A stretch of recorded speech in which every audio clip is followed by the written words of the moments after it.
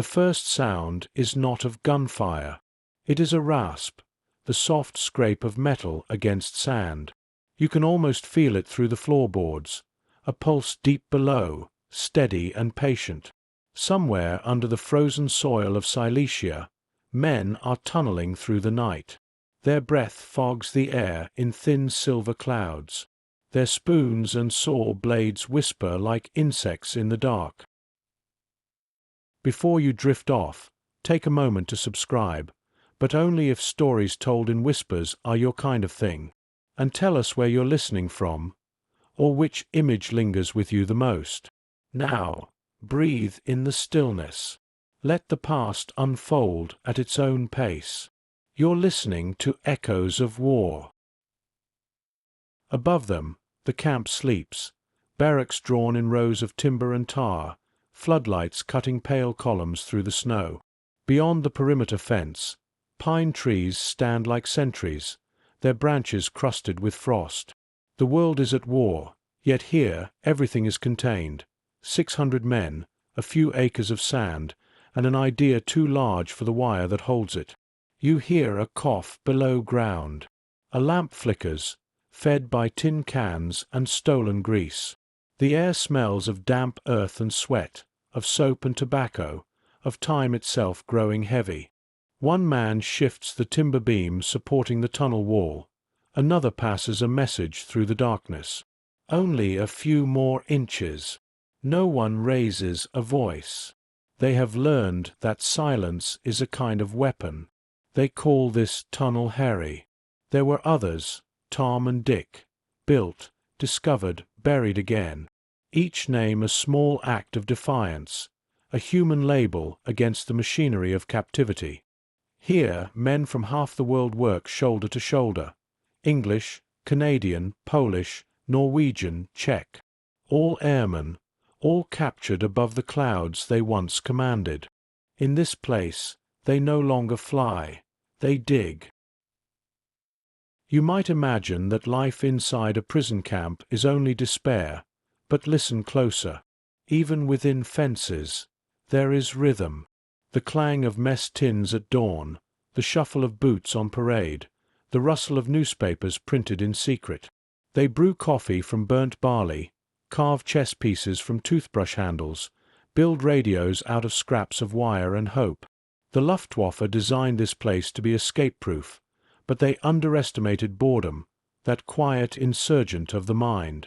Some nights, guards patrol with dogs that never bark. The Germans here are soldiers too, not cruel, only watchful, bound by orders. The real enemy, the men inside will tell you, is not the guard with the rifle. It is the stillness that creeps in when you forget why you are waiting. You watch as snow falls softly against the barbed wire. It glows under floodlight, the way dust glows in a church beam. Someone hums a tune from home. Someone else counts heartbeats until dawn. The winter of 1944 is the camp's third, the coldest yet. They know the war is turning. They hear rumors through coded letters, through guards who speak too freely. But no one knows when freedom will come from outside. So they decide it will come from beneath. Down in the tunnel, the air is thinner now. Men take turns at the front, scraping sand into tiny bags that will later be hidden in their trousers and emptied discreetly across the compound. It is absurd, beautiful, almost holy in its persistence. Every scoop of earth is an act of faith that daylight still exists.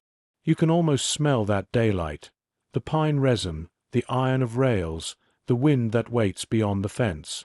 But for now there is only the thud of shovels, the creak of boards, the sound of a world being remade one handful at a time. They dig not for glory, not for medals, but for the idea that a man must move toward light, even if he never reaches it. Freedom, here, is measured in inches. Above them, the guards shift in their towers. Cigarette tips flare and fade. A radio hums faintly from the command hut, some waltz by Strauss, distorted by distance. The war outside rages unseen. Bombers cross the continent like ghosts. But within these fences, history is paused, balanced on the edge of a shovel. Somewhere near Hut 104, a thin beam of lantern light spills onto the snow. A sentry turns, sees nothing, and moves on. Inside the hut, men wait for a signal that will not come tonight. The tunnel is nearly ready, but the night is too bright, the guards too close. They wait again, waiting becoming its own form of courage. And you stand there with them, just beyond the wire. You can hear the earth breathe. You can taste the frost on your tongue. You understand that this is not merely an escape from a camp, but from despair itself, an architecture of hope carved into the ground. Chapter 1. A Prison Built for Escape. The forest of Silesia was chosen for its quiet, a remote plateau of pine and frost, far from the front lines, far from the chaos of cities. When the Luftwaffe engineers arrived in 1942, they found a clearing where the trees thinned into a circle of sand. They measured the soil, noted its pale yellow grains, and smiled. It was perfect, soft enough to dig, too loose to hide, a gift to those who wished to keep men in. They drew lines on paper, 6 compounds, 1 for officers, 1 for enlisted, 1 for each nationality in time. Huts of pine timber, 30 men to a room. Guard towers every 100 meters, their floodlights sweeping the dark like the pendulum of a clock. 3 rings of wire fencing, microphones buried in the ground to catch the vibrations of tunneling. It was meant to be a masterpiece of security, the perfect airman's prison. You can almost see it now from above, neat as graph paper, every shadow accounted for. And yet, even in its blueprint, something strange glimmers, an architecture so exact that imagination begins to look for seams. The first prisoners arrived that spring. They were not ordinary soldiers. They were men who had once ruled the air, pilots shot down over Europe, navigators captured after missions that burned cities they would never see again. They came limping, bandaged, some laughing too loudly as they stepped from the trucks. For them, captivity was not the end but an interruption, a pause between one impossible task and another. The Luftwaffe guards saluted stiffly. There was respect between these enemies. They called each other gentlemen of the air, a strange courtesy that war had not yet burned away. The commandant, Friedrich Wilhelm von Lindener, watched them from the camp gate. He was a veteran of the old Prussian army, grey, elegant, weary. He believed in discipline, but also in dignity. This was to be a model camp, he said. No brutality, no chaos. They would be treated according to the Geneva Convention. He did not yet know that his camp would become the most famous stage for defiance in modern war. Inside the wire, life began to take form. The men built stoves from tin cans, carved shelves into the walls, created curtains from old parachutes. They called their bunks cells, but there was laughter in the word. They painted signs above the doors, the Silesian Hilton, Hut 104, the Cooler Club. They formed committees, planned concerts, and debated football tactics as if they were still at the mess hall in Cambridge or Toronto. War was reduced to a rumor outside the fence. Survival became an act of imagination. And then there was the sand. It appeared in dreams first, the endless yellow dust beneath their feet, impossible to conceal. Each grain betrayed the thought of escape. When they tested it, the sand fell apart in their hands like smoke.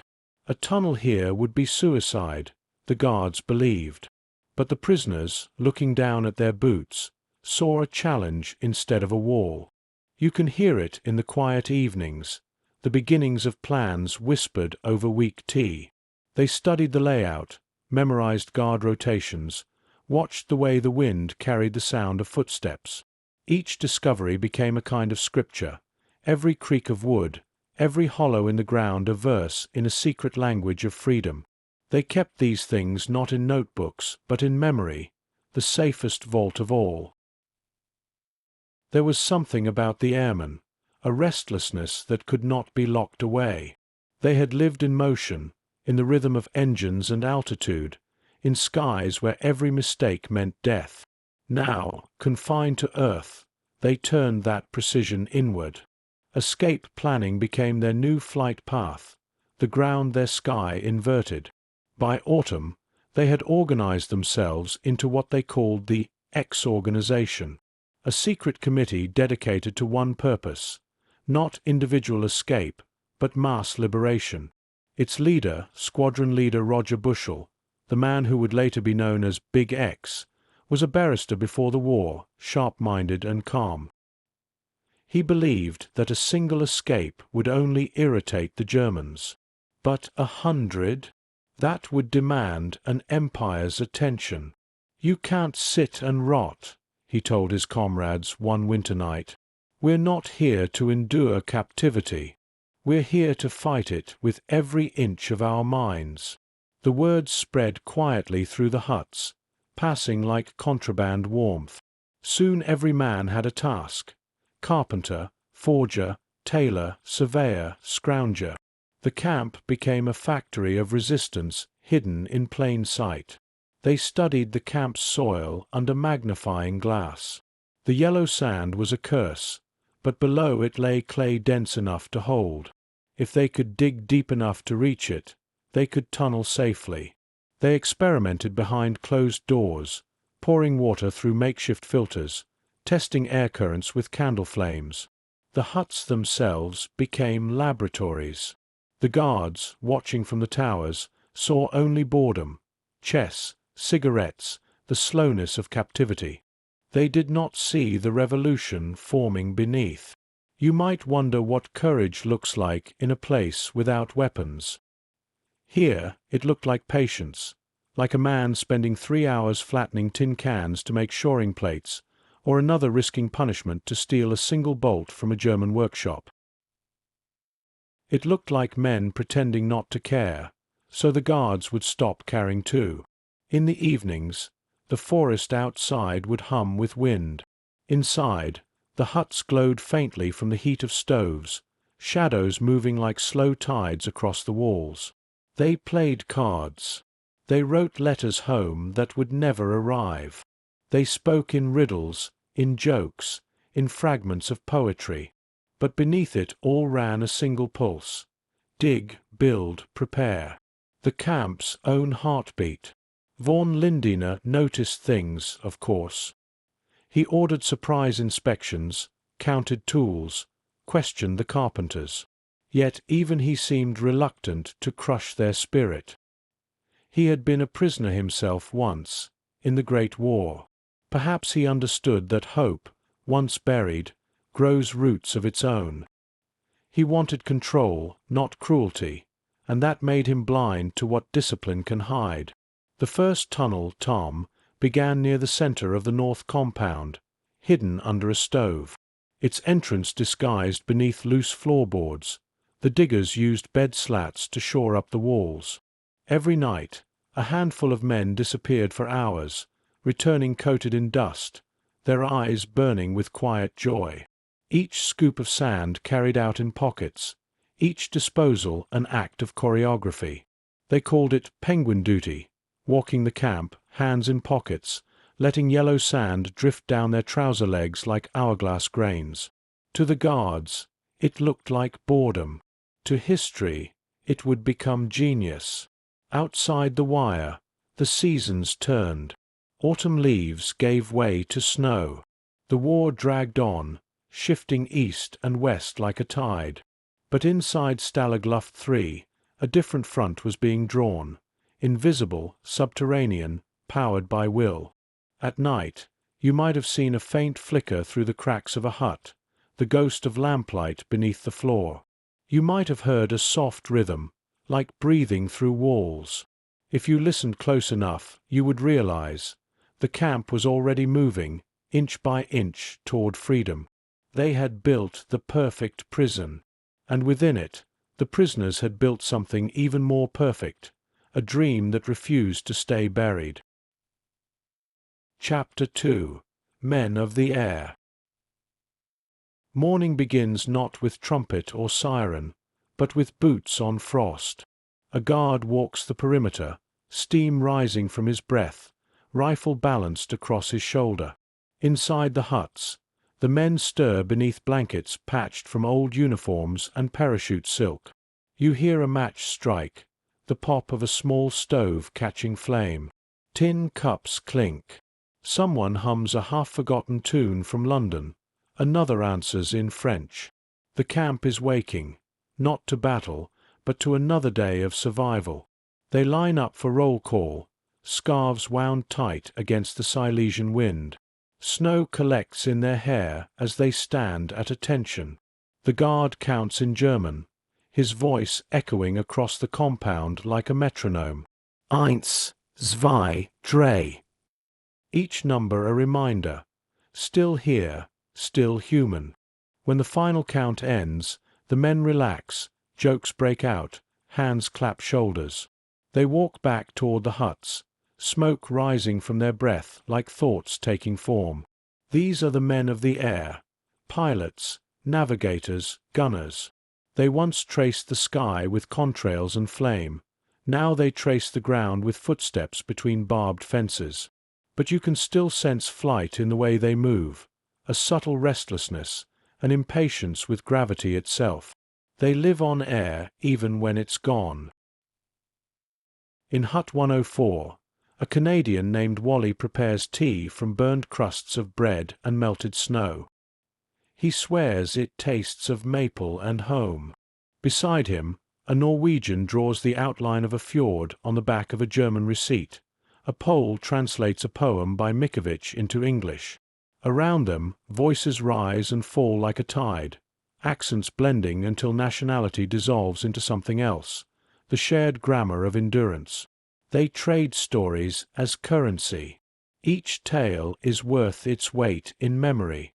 A dogfight over the Channel, a wedding missed, a letter smuggled through the Red Cross. Some stories shrink with repetition, others grow mythic.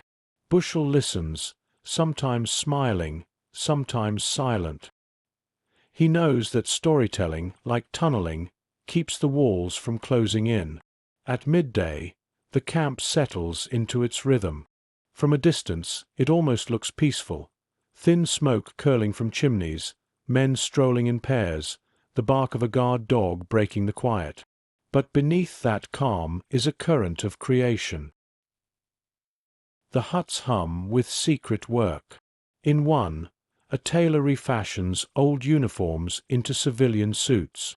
In another, an artist paints fake German stamps using toothpaste as glue.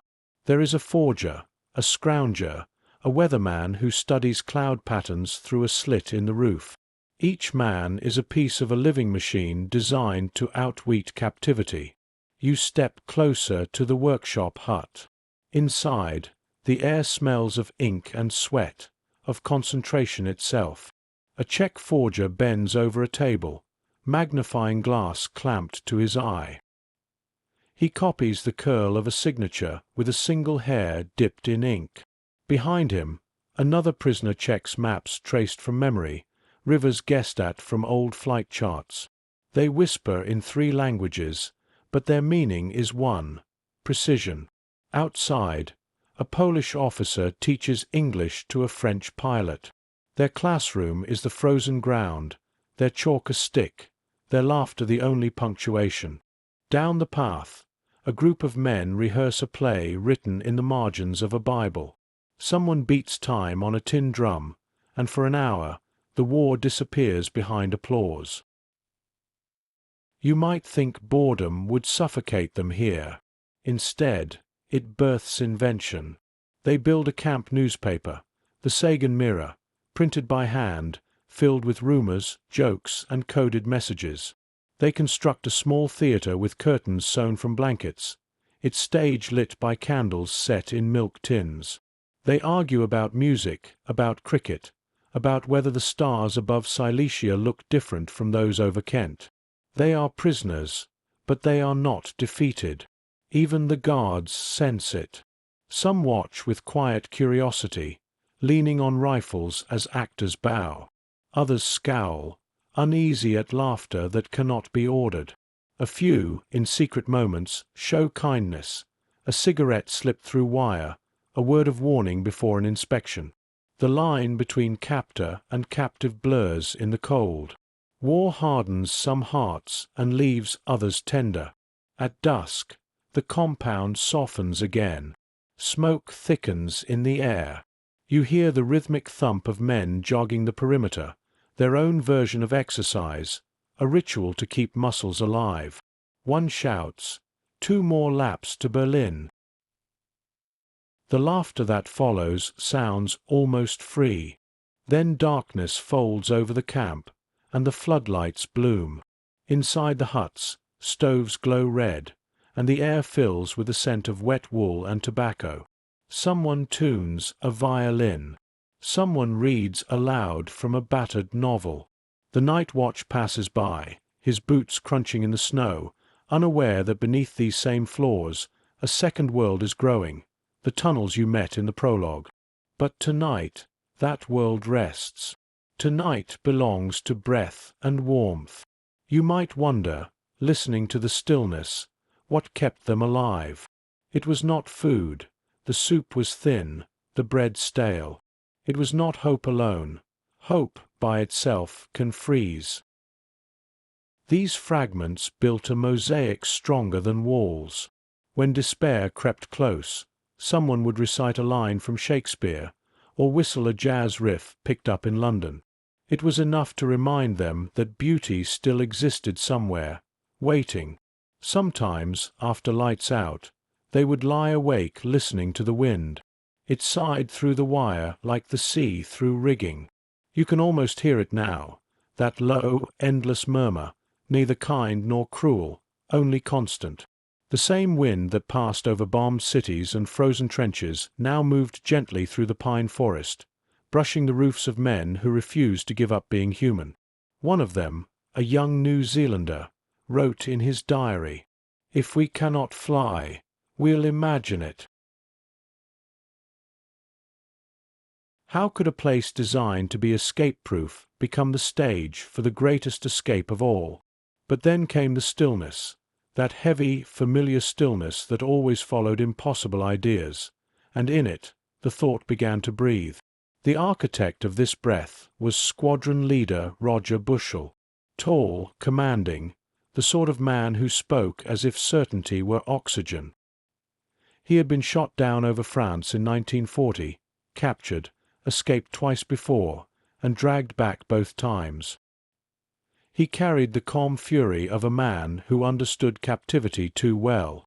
When he looked around Stalag Luft 3, he saw not a prison, but a problem, and problems could be solved.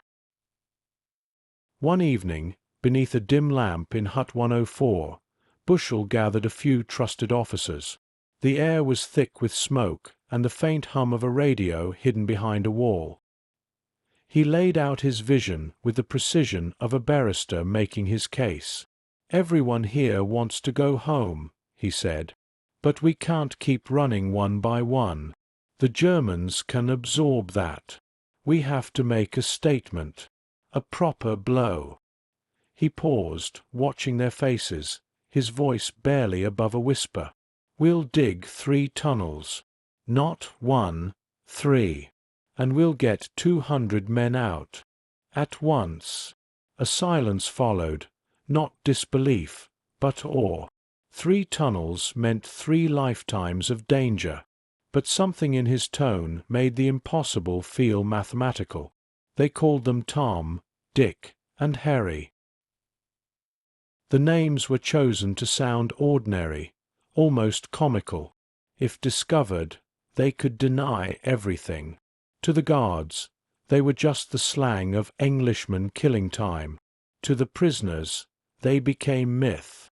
The work began at once. In the dark beneath the huts, men knelt with tin cans and table knives. They shored up walls with bed slats and shuttled sand through the tunnel in socks and pouches.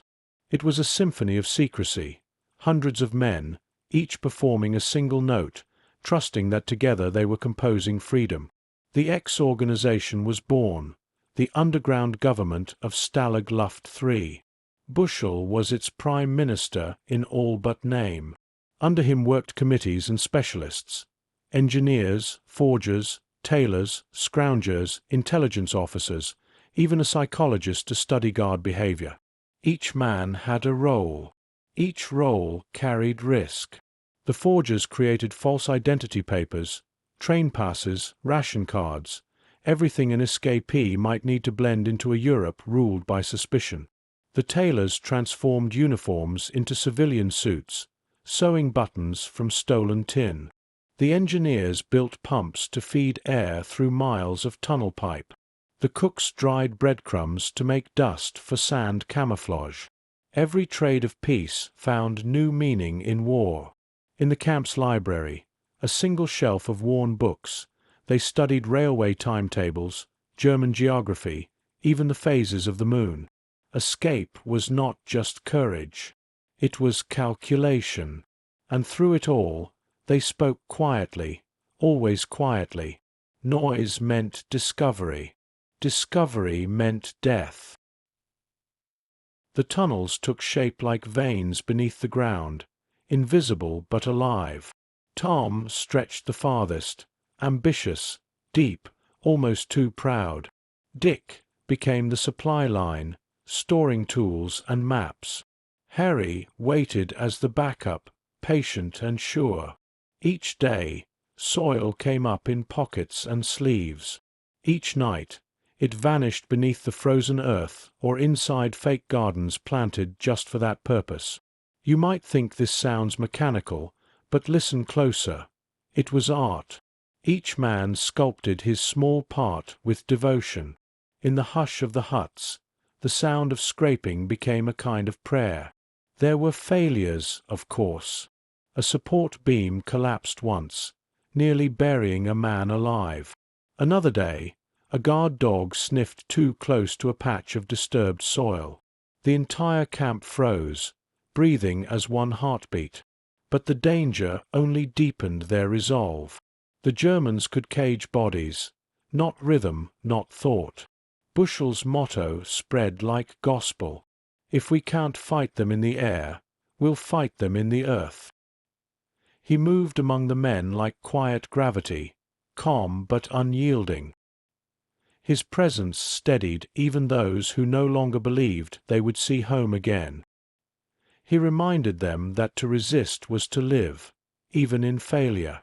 At night, plans passed between bunks folded into playing cards or cigarette papers, maps drawn in pencil on scraps of Red Cross parcel wrappers, diagrams of rail lines memorized by touch, every detail rehearsed in whispers. The organization became so refined that newcomers were absorbed into its rhythm without ever realizing. One day you might be asked to fix a hinge, not knowing it would be used to secure an escape hatch. Another day you'd be told to walk the yard a little longer, unknowingly spreading sand from your socks to hide the trail of yellow dust. No one knew everything. That was safety. That was faith.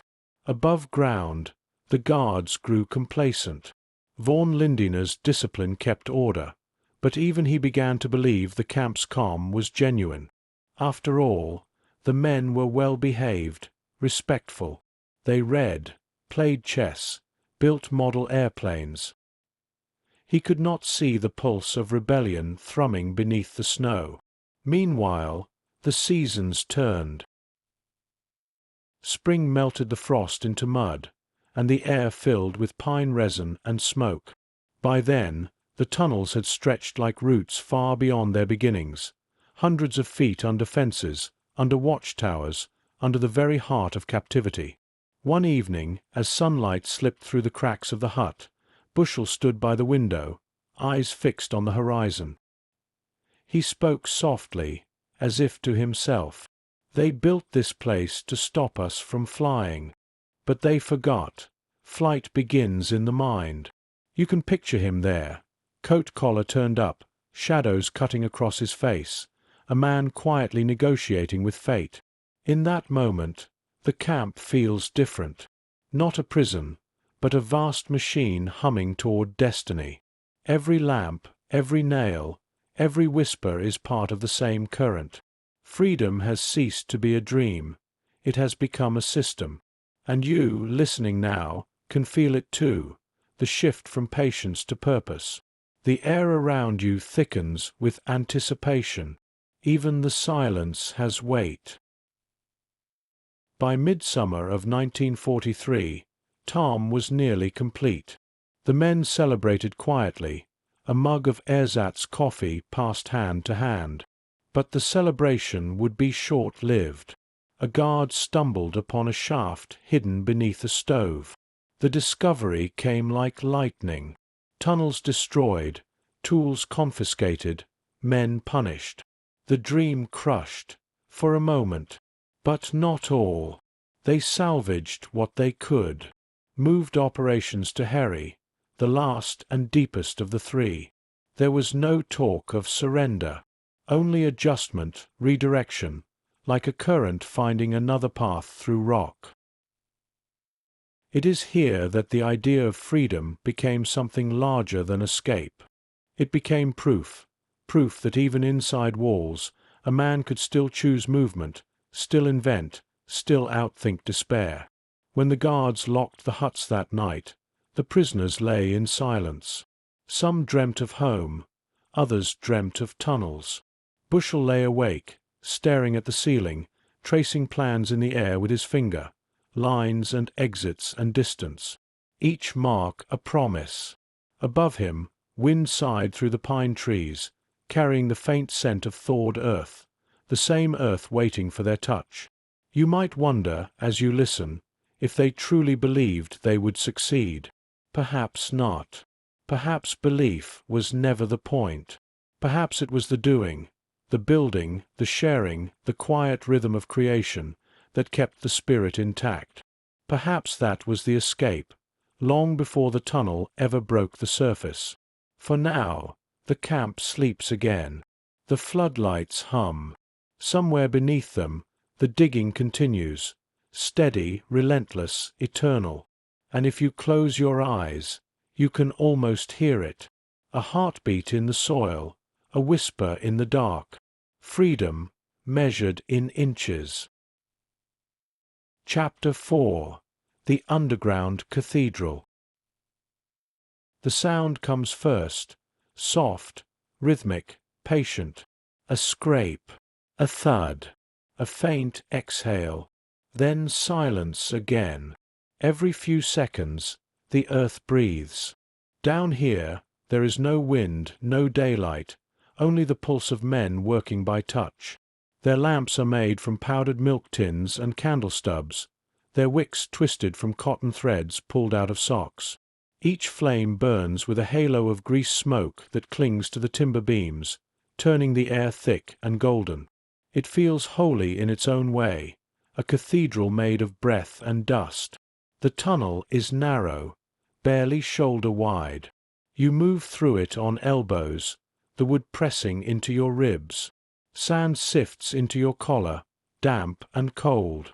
You can taste metal, sweat, and the faint sweetness of pine sap from the shoring boards. Ahead, someone murmurs a word of warning. The roof creaks like a sleeping animal. No one speaks louder than a whisper. Sound travels through soil like guilt. This is Harry, the survivor, the deepest and most secret of the tunnels. Tom is gone, discovered and destroyed. Dick lies sealed, its mouth filled with sand. Only Harry remains, a single artery still beating beneath the camp. Each day, men disappear for hours, slipping under the stove in Hut 104 and crawling into the dark.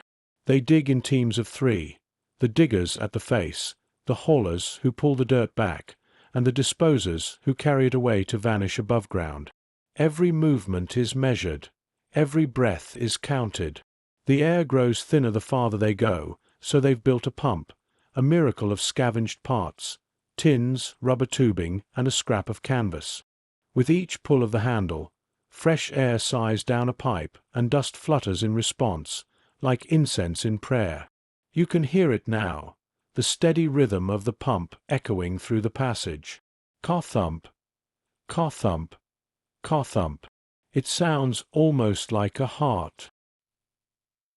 When a beam cracks, they replace it with another carved from bunk slats or stolen bedboards. Each piece is numbered and fitted with the care of architecture. One man jokes that he has built more of Germany than he ever bombed. The laughter, muffled by earth, fades quickly. Humor here is a way of exhaling fear. Above ground, the life of the camp continues. Roll call. Soup. Snow. The guards see men strolling, reading, arguing about cricket. They do not see the universe being carved below their feet. Down here, time dissolves. A digger can spend 6 hours underground and emerge to find the light exactly the same. Only the temperature tells the truth. Colder the deeper they go, until their fingers ache too much to hold the spade. They return shaking, faces grey with dust, eyes glittering from the effort. And still, they volunteer again the next night. There is no rotation system, only willingness. Somewhere midway through the tunnel, they've built a small chamber, a hollow pocket to rest, to share jokes, to breathe. They call it the chapel.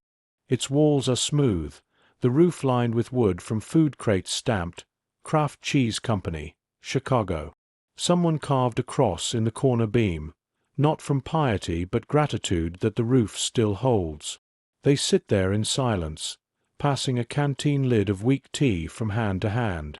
It is communion of another kind. You might wonder what drives a man to dig through death itself for a chance at life. It isn't escape alone, it's creation. Each foot of tunnel is proof that thought still exists, that imagination can carve through anything. They are building meaning, not just exit. The tunnel extends past the last guard tower now, nearly 300 feet of narrow courage. To prevent collapse, they've installed a railway, wooden sleds pulled by rope through iron pipe tracks. The engineer, a Canadian named Johnny, counts the rotations in his head.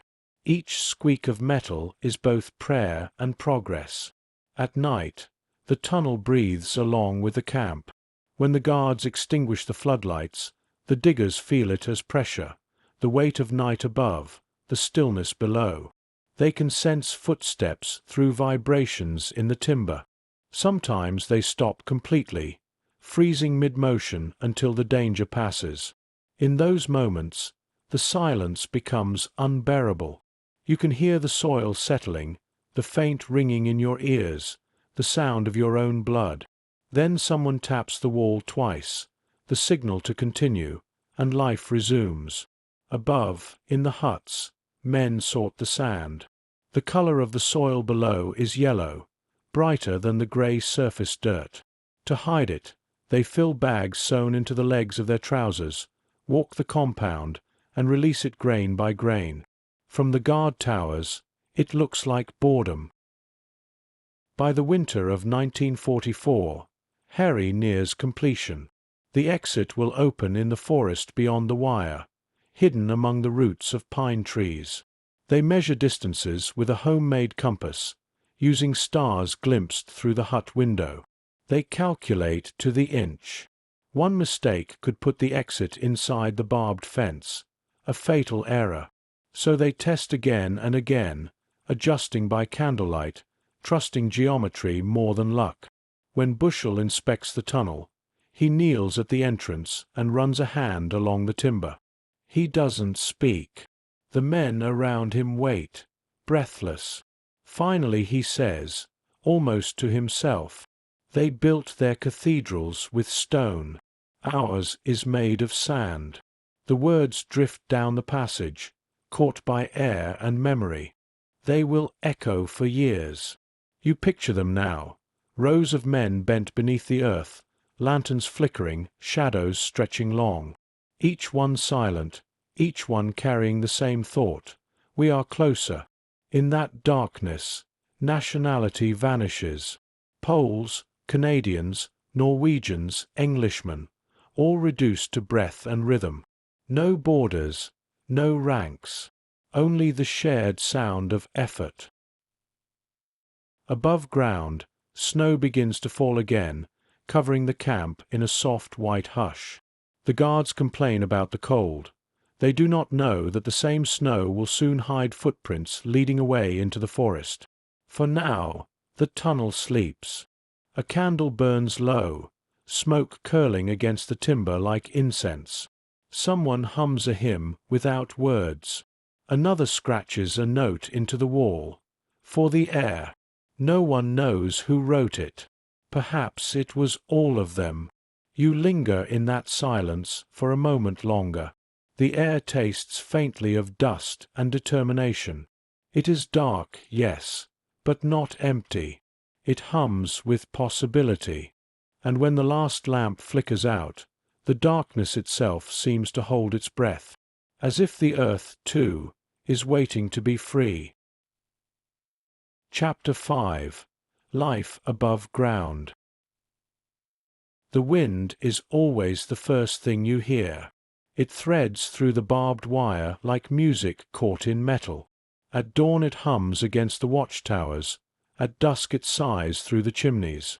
Life above the tunnel moves to its rhythm, part monotony, part quiet miracle.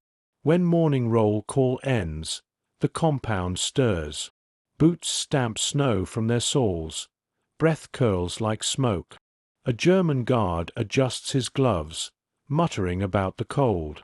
Inside the huts, stoves glow faintly, the smell of soap and burnt bread filling the air. The prisoners call it camp perfume. They joke that it smells better than London after the Blitz. From the outside, it looks like routine. From within, it feels like survival performed as art. The theatre hut is the camp's heart. There, a carpenter saws planks scavenged from food crates. Another paints scenery on the backs of Red Cross boxes. In a few hours, these boards will become a stage. A row of men, English, Norwegian, Polish, Canadian, rehearse lines from a comedy so light it could almost float away. A thin-voiced violin scratches a melody. Someone adjusts a curtain stitched from parachute silk. When the curtain rises that night, 100 men will laugh so loudly that even the guards pause to listen. You stand in the doorway, watching faces transform in the candlelight. For 2 hours, war is suspended. A line about tea and cricket earns applause. A pratfall brings tears of laughter. You realize that humor here is not escape. It is defiance dressed as play. Beyond the theater, the camp university holds its own quiet sessions. A former Oxford professor gives lectures on philosophy, chalking ideas onto the wall with a piece of burnt wood. Next door, a Polish officer teaches French. Across the path, a Canadian explains aerodynamics using string and spoons.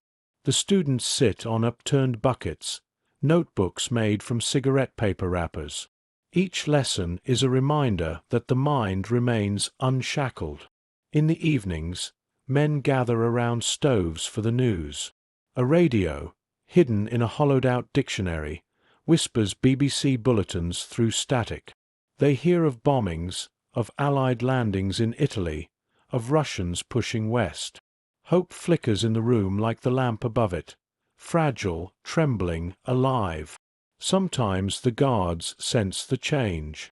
A few smile without knowing why. Others frown, suspicion pricking at discipline.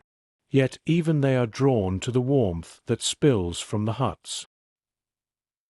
Sergeant Emil Kruger, the young sentry who lost a brother at Stalingrad, often stops outside Hut 109 to listen. Inside, men are singing. He cannot understand the words, but he recognizes the ache behind them. He lights a cigarette, exhales into the cold, and for a moment the war feels very far away. There are other moments of strange mercy. A guard slips a prisoner an apple. Another turns his gaze when a map changes hands. Kindness here is quiet, coded. It survives in glances more than gestures. At midday, the camp smells of soup, turnip, sometimes barley. The men joke about the menu. If it swims, it's soup. If it walks, it's stew. They trade crumbs of chocolate from parcels like currency. Each piece is divided with surgical precision, each bite savored as if tasting sunlight. Letters arrive every few weeks, delayed and censored. They read them slowly, decoding the ink for hidden warmth. A child's drawing, a wife's neat handwriting, the word soon, circled twice. Some reply, some cannot. Paper is scarce, and words feel heavier when freedom is measured in lines. Outside, the snow melts and freezes again, leaving ruts of ice across the yard. Men jog laps to stay warm, scarves trailing, laughter echoing off fences. A Polish flyer shouts mock commands in German. His comrades salute dramatically. Even the guards smile. Laughter here is its own flag. Yet beneath the surface calm, the secret rhythm continues. Every handshake, every delivery of firewood, every shuffle of boots is part of a larger choreography. The tunnels grow silently below, fed by this very normalcy. Routine is camouflage. Theater, study, sport, all the noise of life above ground, hides the breathing of the earth below. One evening, a blizzard moves in. The sky collapses into white. The floodlights vanish behind curtains of snow. In the huts, candles flicker and gutters leak. Men huddle in blankets, swapping stories. Someone quotes poetry from memory. To strive, to seek, to find, and not to yield. The words linger like smoke. They do not speak of the tunnels tonight. They speak of gardens, of bicycles, of beaches waiting somewhere beyond the dark. Hope, here, must rest too. When the storm clears, the world is remade in silence. Fences shimmer with frost. Trees bow beneath their own glittering weight. A fox crosses the perimeter road, leaving delicate tracks. From the guard tower, Kruger watches it disappear into the forest and wonders, briefly, what freedom smells like. By spring, birds return. Men mark their arrival on the wall beside the stove. First crow, first robin, first lark. To them, it feels like the world remembering them again. They begin to whisper of timing, of thawed soil, of nights without moon. The tunnels will soon reach daylight. But for now, life above ground continues its quiet miracle.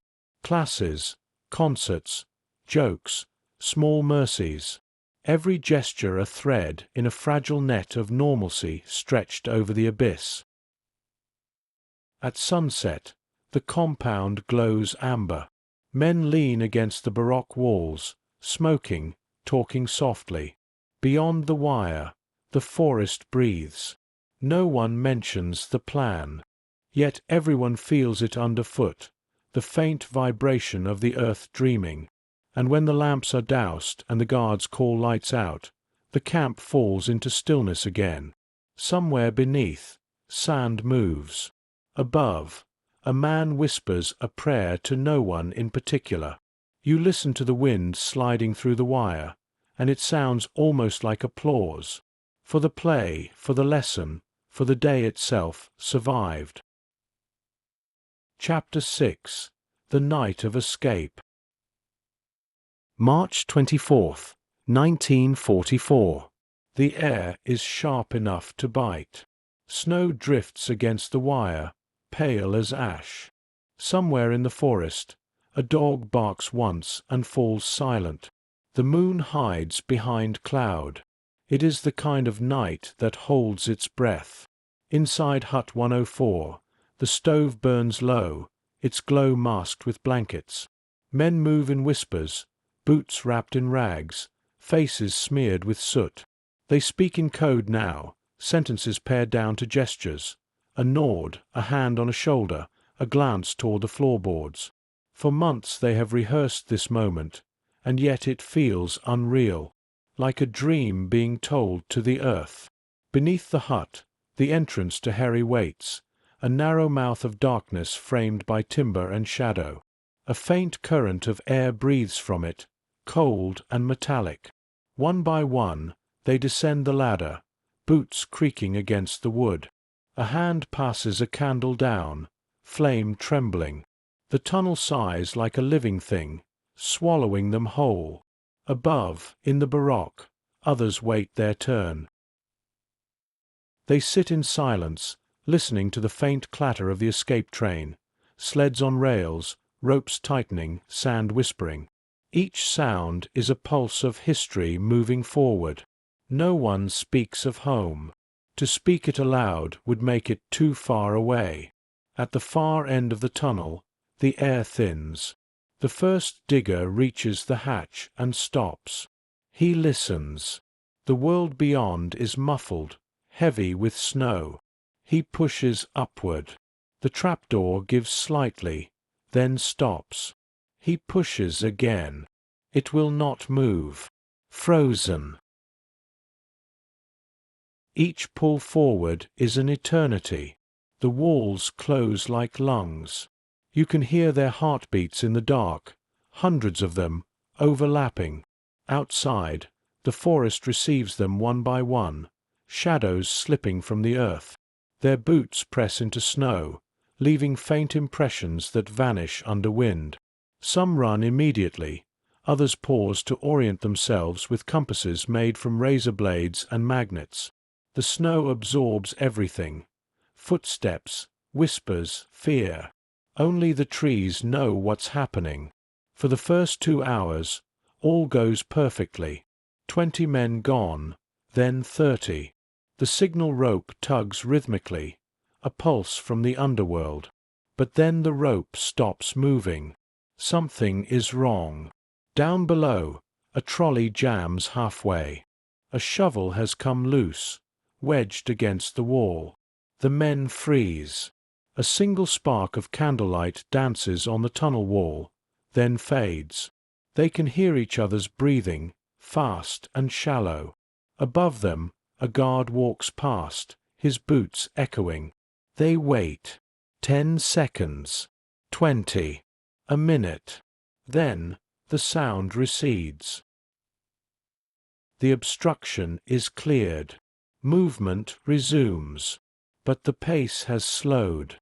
Each delay steals minutes from the night. By 3 in the morning, 40 men have reached the forest. Each group melts into the darkness, heading toward the railway, toward the idea of elsewhere. One carries forged papers declaring him a Czech lumberjack. Another poses as a Norwegian mechanic. A third, 2 Poles and a Canadian, plan to steal bicycles. Hope spreads like sparks in the dark. At 4, disaster almost comes. A guard near the north fence sees movement, a flicker of cloth, a glint of metal. He pauses, peers into the snow, then shakes his head and moves on. The men above the tunnel hold their breath until he disappears. Fate has turned its face away. But time does not pause. The sky begins to pale at the edges. Soon the snow will glow blue, and the night will betray them. At 4:55 a.m., the 67th man emerges. Bushell is still inside, waiting his turn. He checks his watch again, then glances toward the ladder. The next man hesitates. Something has changed in the air. A distant shout. Then another. And another. The alarm bell rings. Floodlights ignite, slicing the forest open with white fire. Searchlights sweep across snow, blinding in their suddenness. Men freeze mid-crawl, caught between worlds. The tunnel glows under the lamps, each shadow stark, merciless. Shouts in German. Gunfire into the sky. Dogs barking. The sound of boots running. Inside the hut, those who remain know instantly. They scatter the tools, throw sand onto the stove to kill the fire, sit on bunks feigning sleep. But it's too late. The guards burst in, rifles raised, faces pale with shock. The war has returned to their door. Outside, chaos blooms quietly. Snow churned by footprints, voices echoing through trees. Some men surrender. Others vanish into the forest, still running long after reason fades. By dawn, 76 have escaped. Only 3 will reach freedom. But no one knows that yet. For now, all that exists is movement, men disappearing into the whiteness, the tunnel mouth breathing its last sigh. When the guards peer down into Harry, the lanterns still burn, their flames small and steady. The tunnel looks like a wound through the earth, raw, astonishing, impossible to comprehend. One German officer removes his cap and whispers something that might be admiration. In the huts, those left behind sit in silence. They do not speak, do not weep. They listen to the alarm fade into the distance, replaced by the ordinary sounds of morning. Boots on snow, engines starting, dogs barking. The day has broken, and you, standing at the wire, can almost see the last man vanish into the trees. You do not know his name. You do not know if he will live. But you feel the air shift, the stillness replaced by something wider, wilder. Freedom has opened the ground and breathed once more. The tunnel is empty now, but the earth remembers. It holds the scent of sweat and oil, the faint outline of fingerprints pressed into wood. If you listen closely, you can still hear them moving, a rhythm that never quite stops. The night of escape is over, but the idea of escape has only just begun. Chapter 7. Across a Frozen Germany. Dawn unfolds without mercy. The sky is pale as paper, the snow blue with morning. From the forest near Sagan, thin trails of footprints lead away in every direction, lines drawn by men against a map too vast to hold them. The camp behind them hums with sirens, guards shouting names into wind.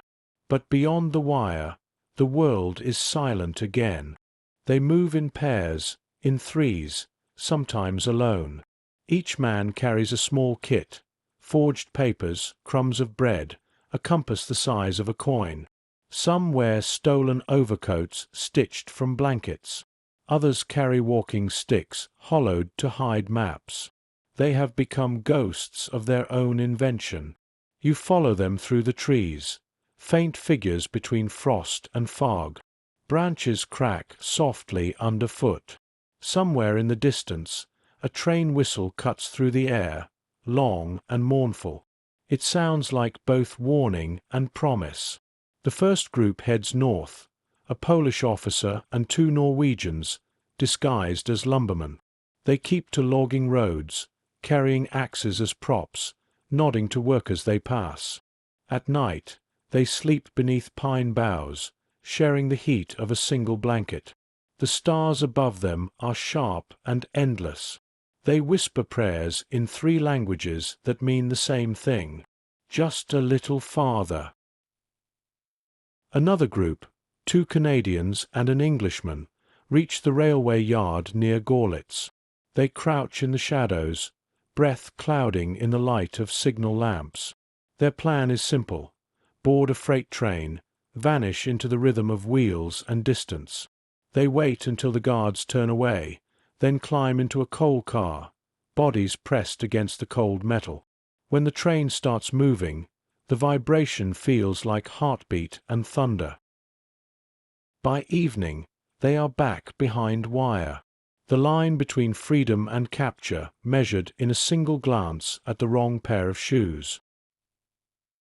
Others make it farther. A Norwegian and a Dane reach a canal, steal a small boat, and row through fog. Water slaps against the hull in soft rhythm. They speak little, only the sound of oars and the groan of wood. At dawn, they hide beneath the reeds as a patrol boat passes. The officer aboard never looks down. When the wake settles, they continue south, toward Czechoslovakia, toward uncertainty. You can feel the cold now, the kind that burns the skin raw. The air smells of coal and smoke, of train grease and fear. Each breath leaves a trail of vapor that vanishes instantly. They are so small against the enormity of winter, yet so determined it almost feels impossible they could fail. One group reaches a farmhouse at dusk. A woman opens the door, gray-haired, eyes wary. They show her their papers. She hesitates, then gestures them inside. She feeds them potato soup, says nothing while they eat. When they leave, she presses a loaf of bread into their hands and whispers, "Gott segne Juk." May God bless you. They do not look back. They cannot. Across the country, word spreads. The Gestapo takes over the hunt. Trains are stopped, roads blocked, every police station flooded with telegrams. Descriptions are vague, foreign accent, wearing blue, nervous. It could be anyone. It could be everyone. At a station near Breslau, two men wait on a bench, pretending to be businessmen. A guard approaches. They stand, nod politely, offer their forged passes. For a heartbeat, the guard hesitates, too young, too tired to care. He stamps the papers and waves them through. They step onto the platform, hearts hammering so hard they can barely hear the whistle. The train lurches forward, carrying them toward Berlin, toward hope dressed as disaster. Night falls again, bringing snow that erases the day's mistakes. From the air, if you could see it, the landscape would look empty, untouched. But down among the trees, small fires glow for seconds before being smothered. Men whisper plans, trace maps on the ground, stare at the sky as if reading coordinates written in stars. A few reach the borderlands. Two Poles cross into occupied Czechoslovakia under cover of darkness. They knock on a farmhouse door. The farmer listens to their story, nods, and hides them in his barn. Days later, they are betrayed by a neighbor for a sack of flour. Captured, they walk back north under guard, their eyes open, unafraid. They have already gone farther in spirit than their bodies will travel. Still, some make it through. A Dutch pilot steals a bicycle and rides west for 3 nights. He follows the sound of church bells, believing freedom rings a different tone. Near the Dutch border, he collapses in a ditch, too weak to pedal. A farmer finds him at dawn and simply says, "You're safe." He becomes one of the 3. The second is a Norwegian who slips aboard a ship bound for Sweden. He hides in the hold, pressed between crates, counting the hours by the creak of the hull. When the ship docks, he climbs onto the quay and breathes air that smells of salt and pine, the air of home. He weeps without sound. The third, a Dutchman named Bram van der Stok, crosses into Holland under a false identity. He will survive the war and write of it years later. But even he will never find the right words for that first night of freedom, the silence, the disbelief, the sudden absence of walls. For the rest, the road ends sooner, caught in barns, on trains, at checkpoints, in forests that looked safe until they weren't. The Gestapo fills cells across Germany with men who once tunneled through earth and now sit staring at brick. 50 of them will never see another sunrise. But that reckoning lies ahead. For now, they wait in silence, their breath fogging the small panes of their new cages. You walk among them in memory, the exhausted, the captured, the vanished, the 3 who made it. Their paths crisscross like constellations, lines of light drawn across a dark map. Each step mattered, even the ones that led nowhere, because in that movement something changed. The world felt them move. And if you listen, really listen, to the wind that still moves through the forests of Silesia, you can hear it. The faint sound of boots on snow, of whispered German and Polish and English, of freedom trying to find its way home. Chapter 8. The Reckoning. It began with lists, typed on thin grey paper, each name followed by a place, a date, a faint notation in black ink. The official report called them special measures. No trial, no explanation, only order and obedience. In the days after the escape, Germany trembled with humiliation. The newspapers never mentioned it, but within the offices of the Reich Security Main Office, the outrage was personal. To lose 76 Allied officers from a camp considered unbreakable was not simply failure. It was an insult to control itself. And in that war, insult was answered with death. The Gestapo arrived at Sagan within 48 hours. They wore black leather and carried silence like a weapon. Von Lindner stood by the gate to greet them, hat in hand. He asked to speak with their commander, but the man brushed past him without a word. The camp, once governed by Luftwaffe order, now belonged to another world, one of vengeance, not discipline. The interrogations began quietly. Those recaptured were brought back in small groups, escorted by guards whose faces betrayed confusion more than cruelty. Many of these men had been kind once, or at least fair. Now they looked away as the Gestapo led prisoners to waiting cars. Some of the recaptured men joked as they climbed in, a last defense of spirit. They believed they were being transferred to another camp. They did not know that most of those cars would never reach one. No one saw the executions. They happened in forests, on empty roads, beside ditches glazed with ice. 2 by 2, sometimes alone. A cigarette offered, a word of apology from a man with a pistol who did not understand how history had made him this way. And then, silence. 50 men. 50 breaths gone. The earth of Silesia held them without witness. Back at Stalag Luft 3, the news arrived in fragments. Whispers through guards, through letters that never reached their end. One morning, the camp commandant assembled the prisoners in the yard. He read the official statement, voice trembling. The following officers have been shot while attempting to escape again. He paused, swallowed hard. The snow beneath his boots was dark with thaw. When he finished the list, no one moved. No one spoke. Only the wind replied, rustling through the pine trees like the turning of pages. In the huts that night, the men sat in near darkness. No jokes, no songs, no plans. Just the slow burn of grief that had no name yet. Bushel's bunk lay empty, his tools still neatly arranged beneath it. Someone had placed a folded map on the pillow, the last thing he'd touched before leaving. Another man whispered, "He made the world bigger, even if just for a night." No one answered. There were no words for a crime so vast, so deliberate. Von Lindner, too, was broken by it. When the Gestapo delivered the order, he had argued, said these men were his responsibility, protected by convention. They threatened him with arrest. He knew then that war had devoured law. After the executions, he wrote a report to Berlin demanding justice. It was ignored. Later, at the Nuremberg trials, he would testify for the dead. You might think rage filled the camp after that. It didn't. Only quiet.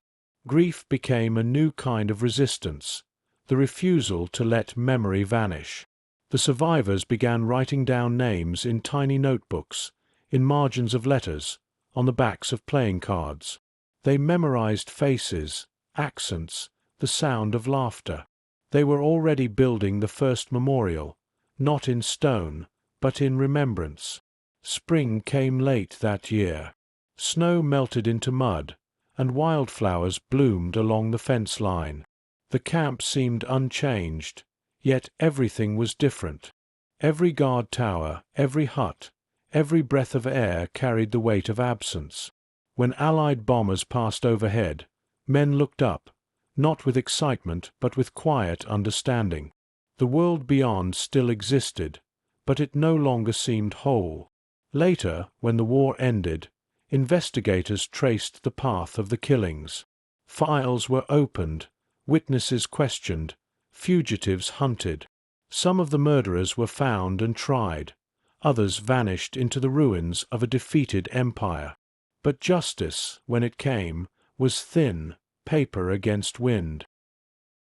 You can stand there now, if you wish, and listen. The forest has grown quiet again, but not empty. Beneath your feet lie the same grains of sand those men once carried in their pockets, each one a small act of defiance, each one remembering. The reckoning was never only about death. It was about what endures after, the invisible weight of decency, the stubborn pulse of honor even when the world forgets. Those who dug, those who ran, those who fell, they did not win freedom for themselves. They won it for memory. And memory, it seems, does not surrender. Chapter 9. Liberation and Memory. By January 1945, winter had reclaimed everything. Snow hung heavy on the barbed wire, the huts sagged beneath ice, and the men walked slower, as if time itself had thickened. The war outside was turning, no longer distant thunder, but a steady, growing drumbeat from the east. At night, they heard it, the faint, rolling pulse of artillery beyond the horizon. The Red Army was coming. Inside the camp, rumor moved faster than the cold. Whispers spread from hut to hut. Russia had crossed the Oder. Germany was collapsing. Berlin itself was within reach. The guards stopped joking. They smoked more, stared at the forest longer. Even the dogs seemed restless. Then one morning, the order came. Short, sharp, absolute. The prisoners were to be evacuated immediately. Stalag Luft 3 would be abandoned. The men were to march west. Snow was falling when they gathered outside the barracks. Thousands of them, wrapped in blankets and coats stitched from rags. The guards formed columns, rifles slung low. No hatred, only exhaustion. Both sides understood that the war had consumed its last justifications. They began walking. The road stretched white into distance, each step a small act of faith. The wind came from the east, the sound of liberation behind them, the uncertainty of survival ahead. Some sang quietly, others said nothing at all. The snow muffled everything but breath. For 3 days they marched through villages frozen in disbelief. Civilians watched from doorways. Some offered bread, others turned away. At night they slept in barns, the floor thick with straw and fear. Frost formed on their clothes. One man wrote later, "We were moving through the death of winter toward the memory of spring. When the column reached Spremberg, trains waited. Open wagons, metal cold enough to burn. They climbed aboard without protest. The guards were too tired to shout. The journey westward began, toward camps already bursting, toward a war collapsing under its own weight. Weeks passed in blur. Snow, hunger, fatigue, and then, gradually, warmth. Somewhere near Lübeck, the sky changed. Softer light, air that smelled faintly of rain instead of smoke. The guns were quieter now, the guards distracted. One morning, an officer with red-rimmed eyes told them simply, "It's over." No cheer, no tears. Just silence, the kind that feels heavier than noise. British forces reached them days later, tanks rolling slow, cautious, their crews staring at men who looked like shadows. One soldier opened a ration tin and handed it through the wire. Another lit a cigarette for a man who couldn't stop shaking. Liberation came not as triumph, but as stillness, the sudden absence of fear. They stepped through the gates for the last time. Some walked. Some limped. Some turned back to look once more at the guard towers, the fences, the empty watch posts. One man whispered, "We built freedom under there," pointing to the ground. Then he walked on. In the weeks that followed, the survivors scattered like birds released from the same cage. Canada, Britain, Poland, Norway, New Zealand. Some returned to skies they once flew, others to silence they never left. Many could never quite sleep without walls nearby, as if their dreams still required fences to feel real. But they lived, and they remembered. After the war, investigators traced what had happened to the 50. The names of their killers surfaced slowly, pulled from archives, whispers, confessions. Trials followed. Small rooms, too much paper, too little justice. Some of the men responsible were executed. Others vanished into history's grey corners. The survivors attended when they could, not for revenge but for truth. Bushel's name was read aloud, and someone in the gallery wept quietly. In 1950, a memorial was built near the site of the camp. Pines had grown back, and the ground had softened. Former prisoners returned, older now, their hair thinned by peace. They placed flowers beside the stones, saluted, and stood in silence. No speeches, no flags, only the sound of wind moving through the branches, like breath through old lungs. One of them, a Canadian named Wally Flood, knelt to touch the soil. He scooped a handful, let it run through his fingers. The sand was the same color as the tunnels once were. He whispered, "Still here," and for a moment you could almost believe the earth remembered him. Today, the site of Stalag Luft 3 lies quiet beneath pine and moss. A reconstructed hut, a section of tunnel preserved in glass. Visitors walk the paths, voices hushed. Children press their faces against the display windows, staring at wooden beams that once held a nation's breath. They read names carved in stone, 50 of them, and then walk away, leaving footprints that fade in the sand. If you close your eyes there, the forest still sounds the same. The wind hums against invisible wire. The soil shifts softly underfoot. You might almost hear it, the echo of shovels, the murmur of men counting distance in inches, the rhythm of patience that refused to die. Freedom did not come that night in March.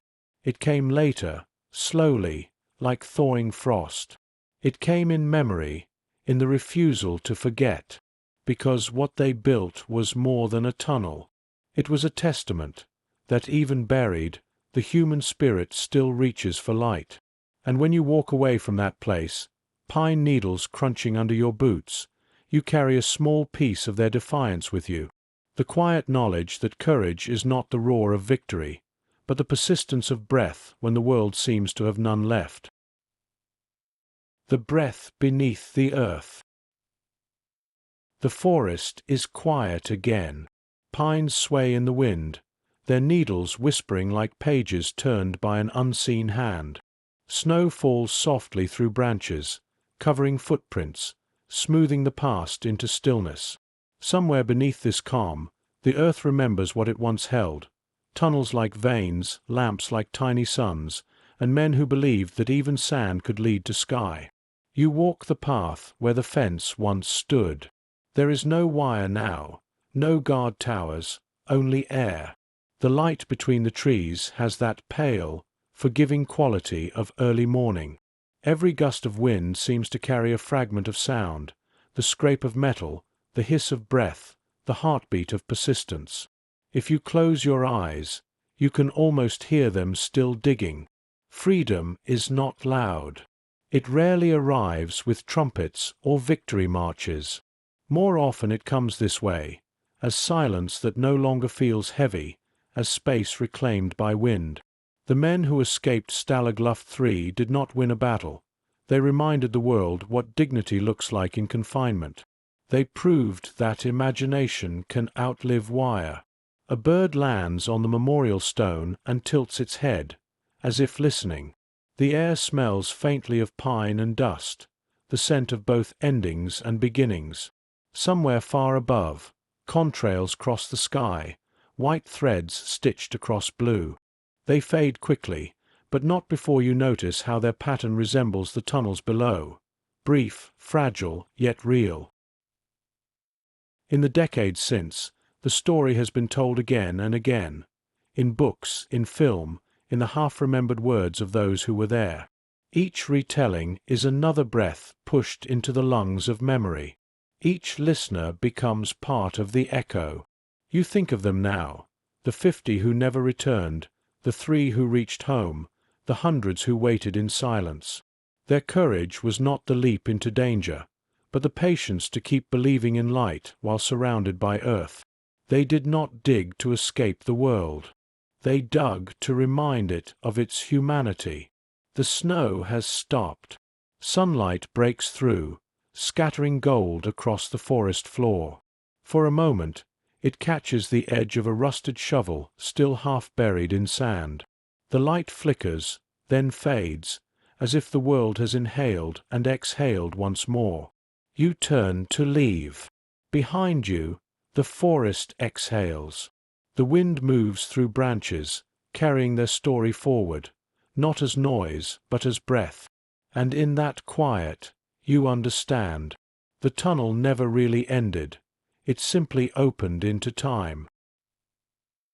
Stalag Luft 3, The Great Escape, Part 2. The cold up here feels different. It has no scent, no mercy, no memory. It wraps itself around metal and bone alike, humming through the fuselage of a bomber as if trying to carve its own quiet place inside every living thing.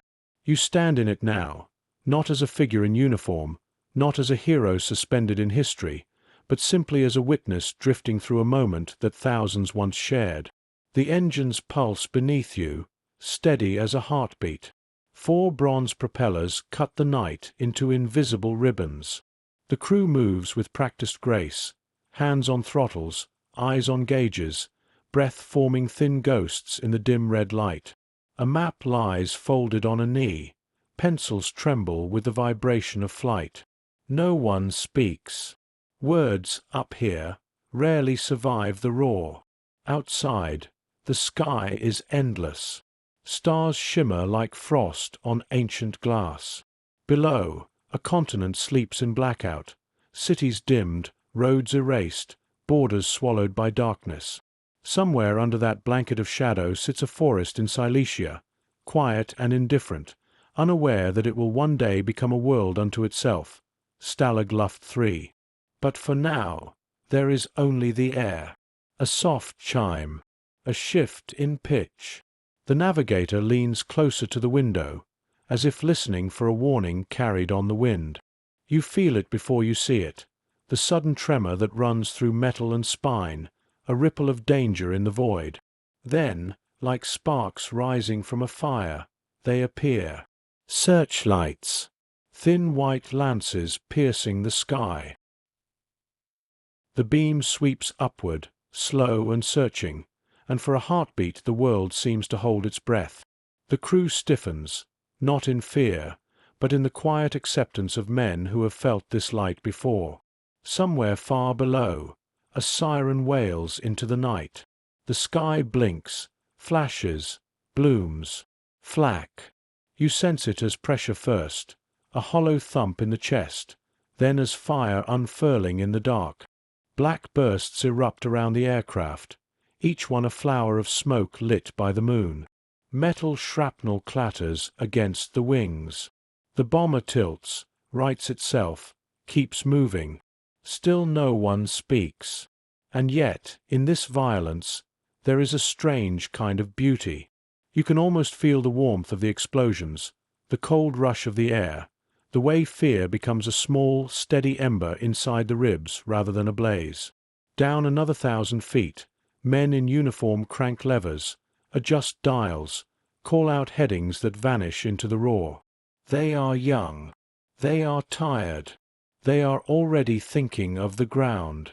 Then it happens. Not dramatic, not loud, just a shudder that feels like breath catching in the throat.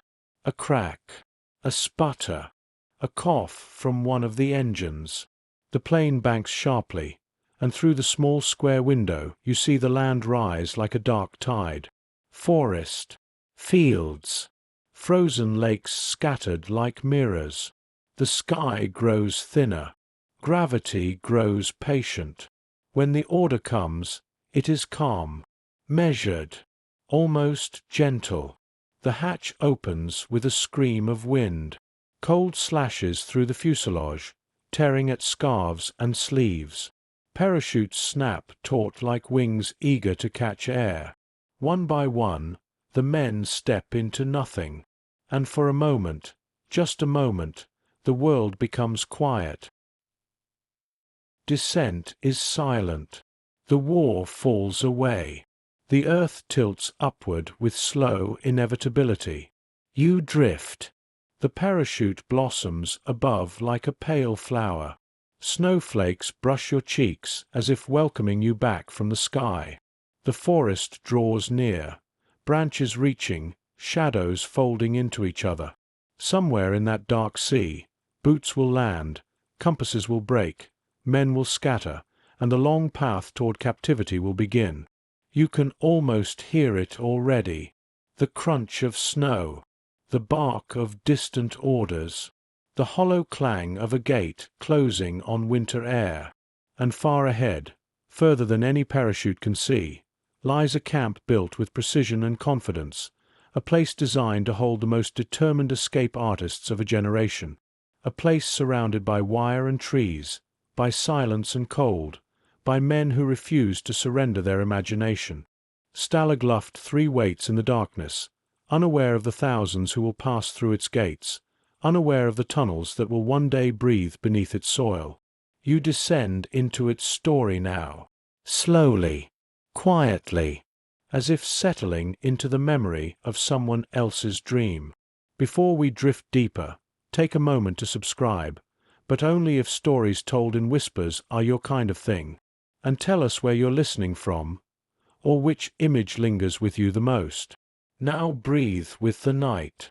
Let the past unfold with the patience of falling snow. You're listening to Echoes of War. Chapter 1. The Men Who Arrived from the Clouds. Skyfaring Men. They came from the sky long before they ever touched the wire. Pilots, navigators, bombardiers, gunners, men who had learned to read the world from miles above it, who judged distance by the shape of rivers and the pattern of towns, who navigated by stars even when clouds swallowed them whole. Some were barely out of school. Some had already seen too much. All carried the quiet confidence of those who lived suspended between steel and heaven. You can almost hear them now, the layered voices in the dark cabins of Allied aircraft. Polish consonants wrapped around English commands. Norwegian clipped syllables beneath the drone of engines. Canadian warmth beneath exhaustion. Czech murmurs over cracked radios. In the sky, language mattered less than breath. Far below the bombers, blacked-out Europe stretched like a vast sleeping organism. Cities without lights. Roads erased. A continent holding its breath. From that height, even the war looked still. But no one stayed aloft forever. The fall. Night after night, aircraft vanished into smoke or fire or silence. Engines stuttering, flak splitting metal, fuel lines hissing. Some limped home on one wing. Others spiraled downward, lights gone, faith hanging by a single thread of altitude. You picture it. A Lancaster breaking formation. A Halifax dropping altitude too quickly. A B-17 bleeding vapor across the night. Then the decision, the one every airman rehearsed yet dreaded, to leave the sky and trust the void. Parachutes snapped open like second breaths. Men hung in the dark, drifting between the world they knew and one they didn't yet understand. On the ground, snow absorbed their landings with a softness that felt unreal after the violence above. Boots sank into frost. Silence closed around them like a hand. Some were found by farmers, some by patrols, a lucky few by resistance groups who risked everything to guide them along hidden routes. But many, most, were taken by German soldiers, marched through villages where children stared with wide winter eyes, and loaded into trucks bound for the labyrinth of POW camps that crisscrossed the Reich. Every journey ended the same way, through wire. A gathering of nations. Stalag Luft 3 did not hold a single nationality. It held an entire sky's worth of them. British RAF veterans who joked through fear. Canadian crews whose politeness survived even captivity. Polish pilots who carried exile like a quiet flame. Norwegian flyers who had crossed freezing seas to continue the fight. Czech airmen who had fled occupation twice and kept flying. Australian, New Zealand, Dutch, Belgian, French, all folded into the same world of pine, sand, and barbed wire. They arrived exhausted but alive, stepping from trucks into the crunch of Silesian snow. Some carried nothing but the clothes they fell in. Others held small treasures, a pocket Bible, a photograph, a lucky coin. Items they would hide under mattresses or in boots, tucked away like lasting breaths. You imagine the scene. The guards watching with practiced indifference. The officers registering new prisoners with clipped efficiency. The medical inspection. The search for maps stitched into collars or compasses hidden inside buttons. The stripping away of everything except identity. Then the brief walk across the compound, a world of straight lines and sharp angles. Huts, fences, towers, and the omnipresent silence of men learning confinement. First night in the wire. Inside the huts, the nights had a strange acoustics. Wood absorbed sound. Snow softened the world. Air smelled of sawdust, sweat, and coal smoke. Men from different corners of the world shared bunks stacked in tidy rows. Some wrote letters they weren't sure would ever reach home. Others lay awake counting breaths, waiting for dawn to clarify their new reality. You can almost feel that first night. The slow crackle of the stove. The whisper of someone turning in his bunk. A cough in the far corner. A sudden quiet that made time feel heavier. Every prisoner would remember that moment, the transition between sky and cage. The camp breathes. Stalag Luft 3 was not chaos. It was order, deliberate, polished, engineered to contain creativity. The Germans had chosen the location precisely. Deep sand that collapsed easily, making tunnels nearly impossible. Elevated guard towers with crossfire lines. Floodlights that sliced through night. Seismographs to detect underground movement. It was, by design, escape-proof. And yet the men who lived there were born to defy design. They settled in. British officers forming makeshift tea rituals. Canadians turning everything into a hockey analogy. Polish pilots carving chess pieces from scrap wood. Norwegians stitching small flags into the lining of coats. Czechs building ingenious contraptions with wire and tin. Americans trading stories so loudly they were sometimes shushed by half the camp. The compound hummed with low, determined life. You feel it in the ground beneath your imaginary feet, not urgency but purpose, a quiet conviction shared by hundreds. That captivity was temporary, that the sky would return, and that even behind wire, a man could remain free in spirit. What they brought with them. Not all baggage is carried in hands. Most of it sits behind the ribs. Some men arrived with the grief of lost crewmates, some with the guilt of being the lone survivor. Some carried nothing but raw fear wrapped in silence. But many brought hope, not naive, but deliberate, the kind forged by nations on fire. Hope that whispered, "We can rebuild. We can fly again. We can dig our way back to the sky." In Stalag Luft 3, hope was contraband, but it spread like wildfire through the huts. Letters, news clippings, coded BBC broadcasts smuggled in through ingenious means. Each fragment fed the imagination of a camp that refused to surrender. The first breath of rebellion.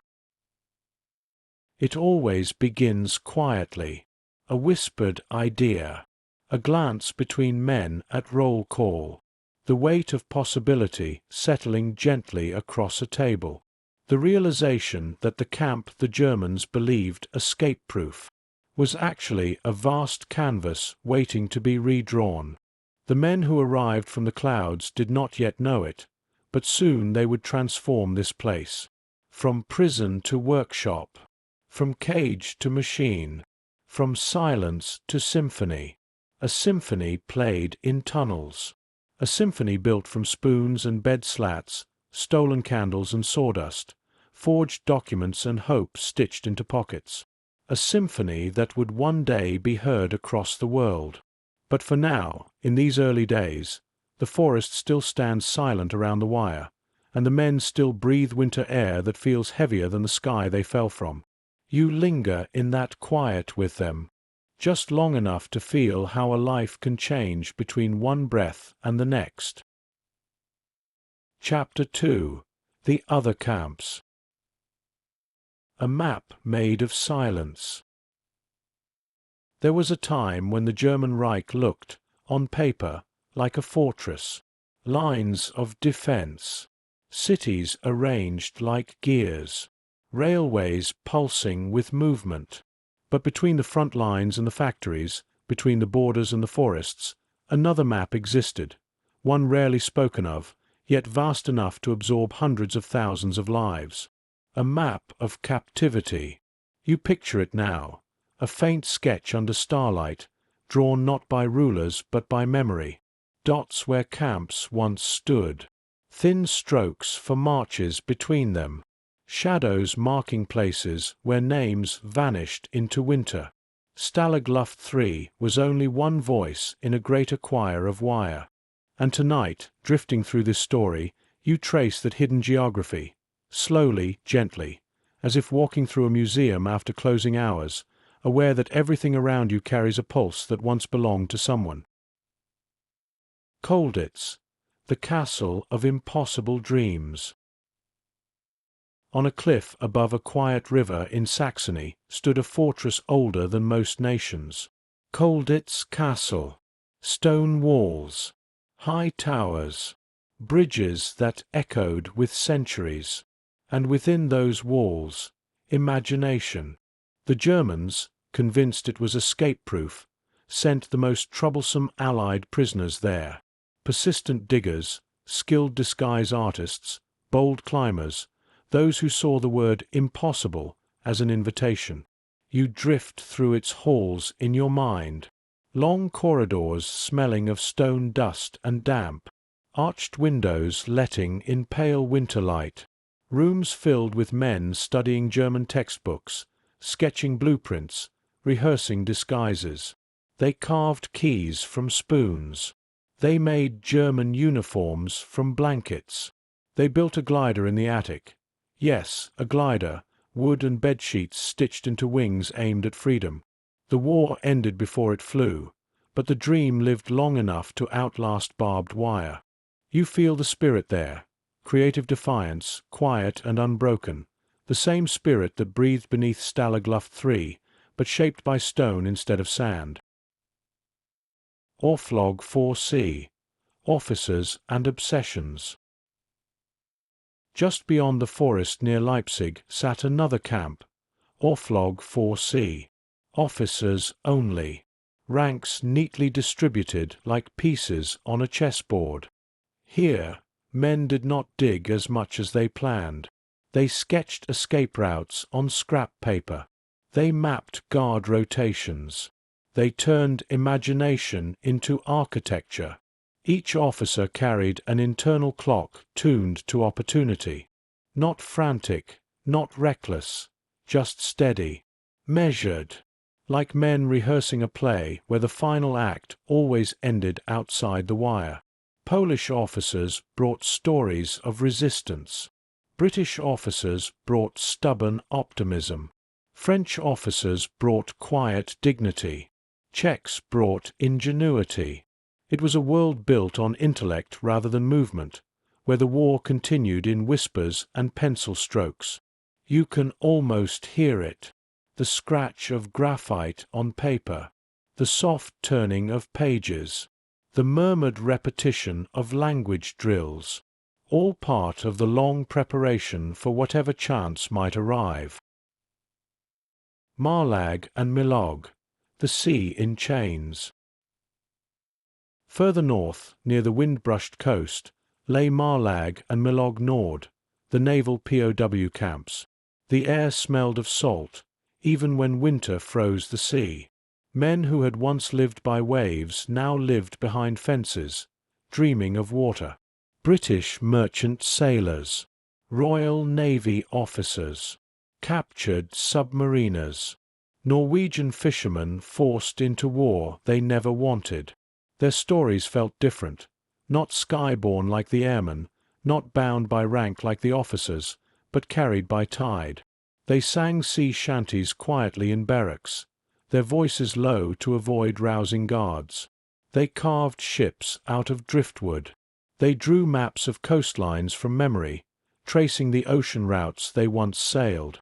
Some built makeshift radios from scavenged coils and wire, catching faint BBC broadcasts like messages from another life. You can almost hear one now, soft static, a clipped voice breaking through the noise. This is London, and in that whisper, the sea returned. The Italian camps, sunlight and uncertainty. Before 1943, thousands of captured airmen and soldiers passed through Italian camps. They were different, lighter somehow, different guards, different rhythms, more humanity in the rules, more sunlight in the days. Prisoners played soccer on dusty fields. They bartered for bread. They watched guards argue over football clubs as if the war were a distant storm. But when Italy surrendered, everything changed. Guards fled. Gates swung open. Prisoners scattered, some into mountains, guided by villagers, others straight into German hands as the Wehrmacht swept south. Hope and danger intertwined like vines across the peninsula. Some made it home. Some vanished. Many reappeared months later behind new fences, in camps deeper inside Germany, carrying the warmth of Italy as a memory against the cold ahead. The Eastern Shadow, the Soviet POW catastrophe. And then, the part of the map that feels heavier. Far to the east, beyond the forests and the marshes, under winter skies colder than steel, millions of Soviet POWs lay trapped in a nightmare of scale and silence. Their captivity was not governed by the Geneva Convention. Their camps were not designed for dignity. They were built for erasure. You picture it gently, with the restraint this channel keeps. Fields of snow with figures moving slowly through frost.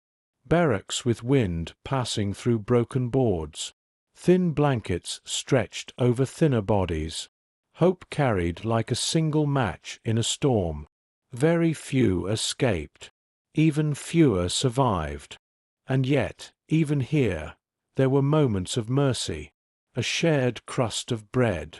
A guard turning away as two men slipped past a fence. Villagers risking their lives to hide strangers.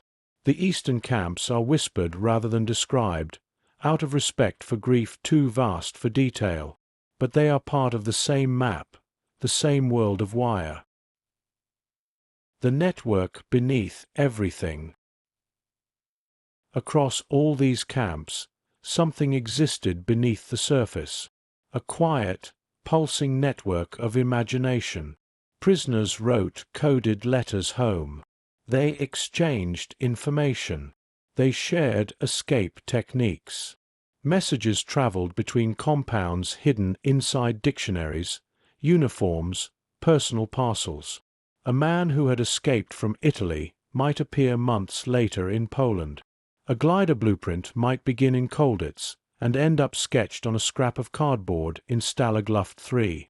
A rumor of Allied advances would bounce from camp to camp like a drifting ember in a dark forest. The Reich built fences. The prisoners built connection. Returning to Sagan. And so you return, slowly, to Stalag Luft 3, to the sand, the pines, the geometry of huts and shadows. The men who had come from sky and sea, mountains and cities, gathered now in a single place.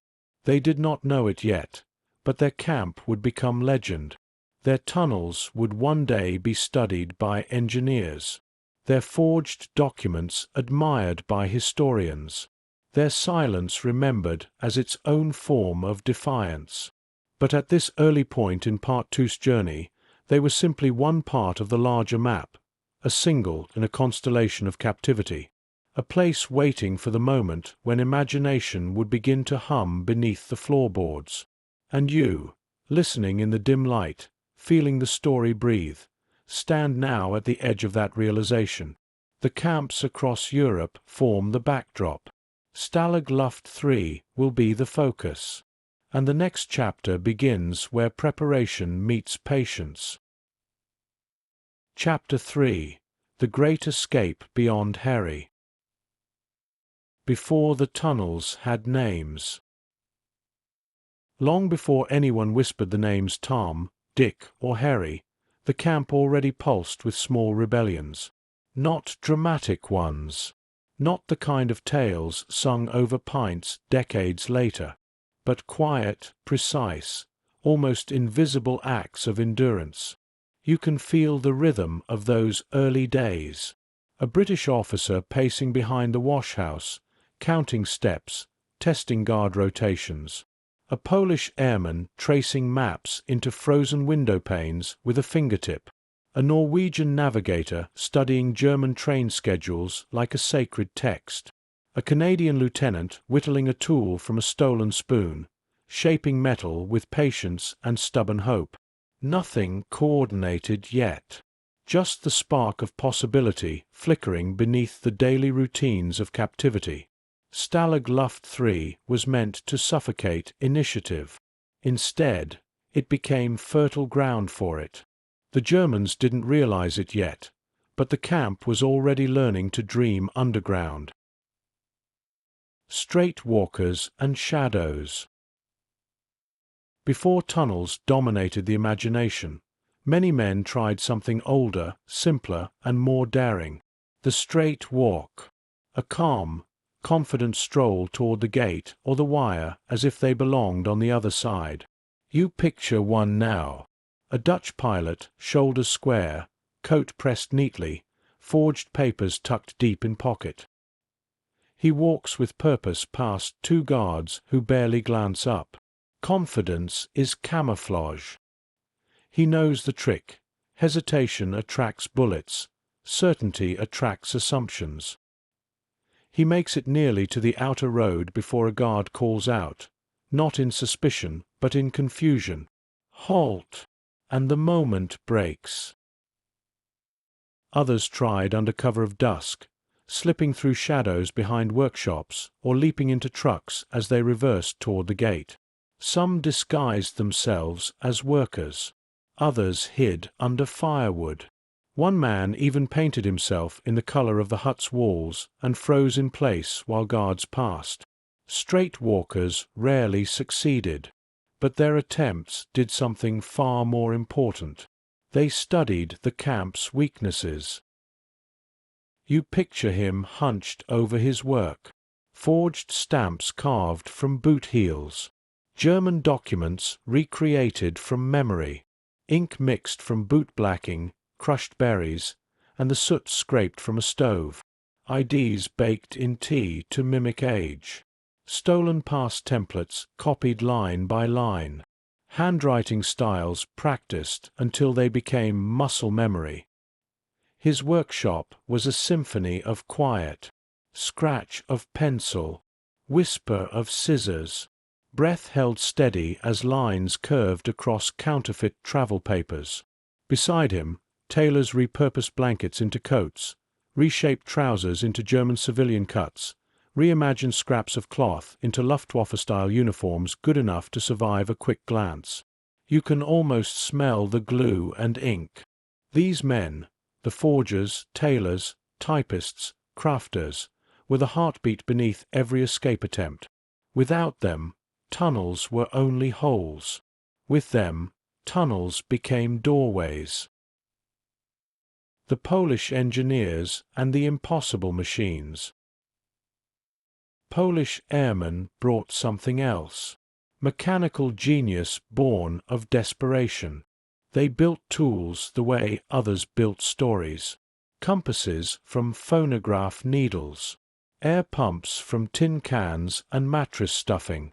Periscopes from broken glass and powdered chalk. Pulleys crafted from stolen stove parts. Sand dispersal systems disguised as laundry bags. And most remarkably, a ventilation system that breathed life into a tunnel. You imagine it now. Quiet hiss of air moving through tin and rag tubing, men below inhaling hope with every breath.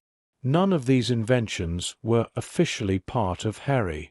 They existed alongside, beneath, beyond it. Proof that creativity multiplied in captivity, thriving wherever fear tried to stifle it. The Norwegians and the art of disguise.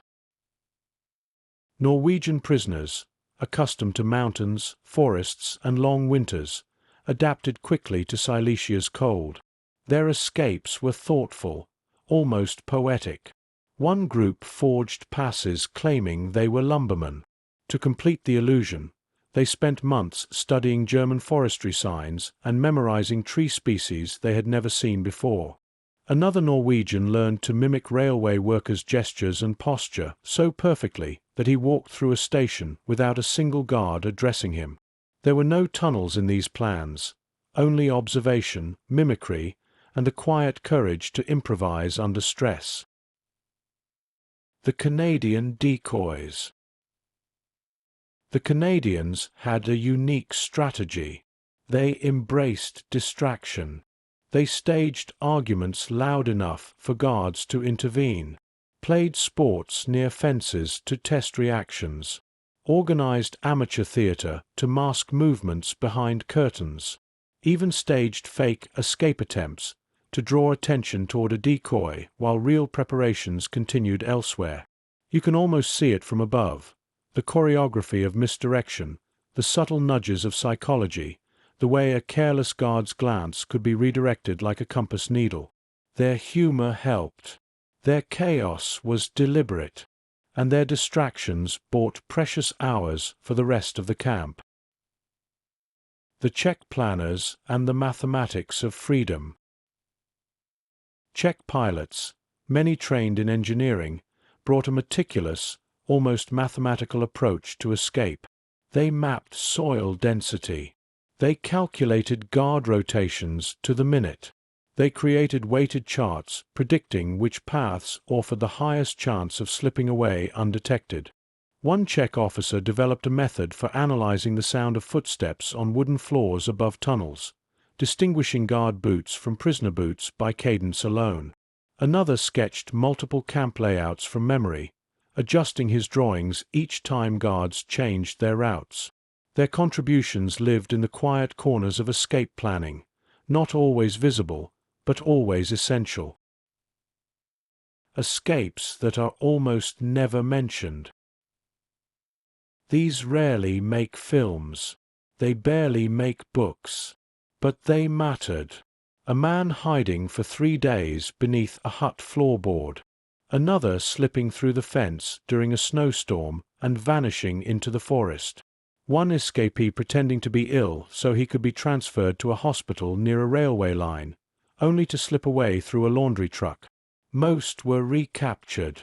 Some suffered. A few reached home.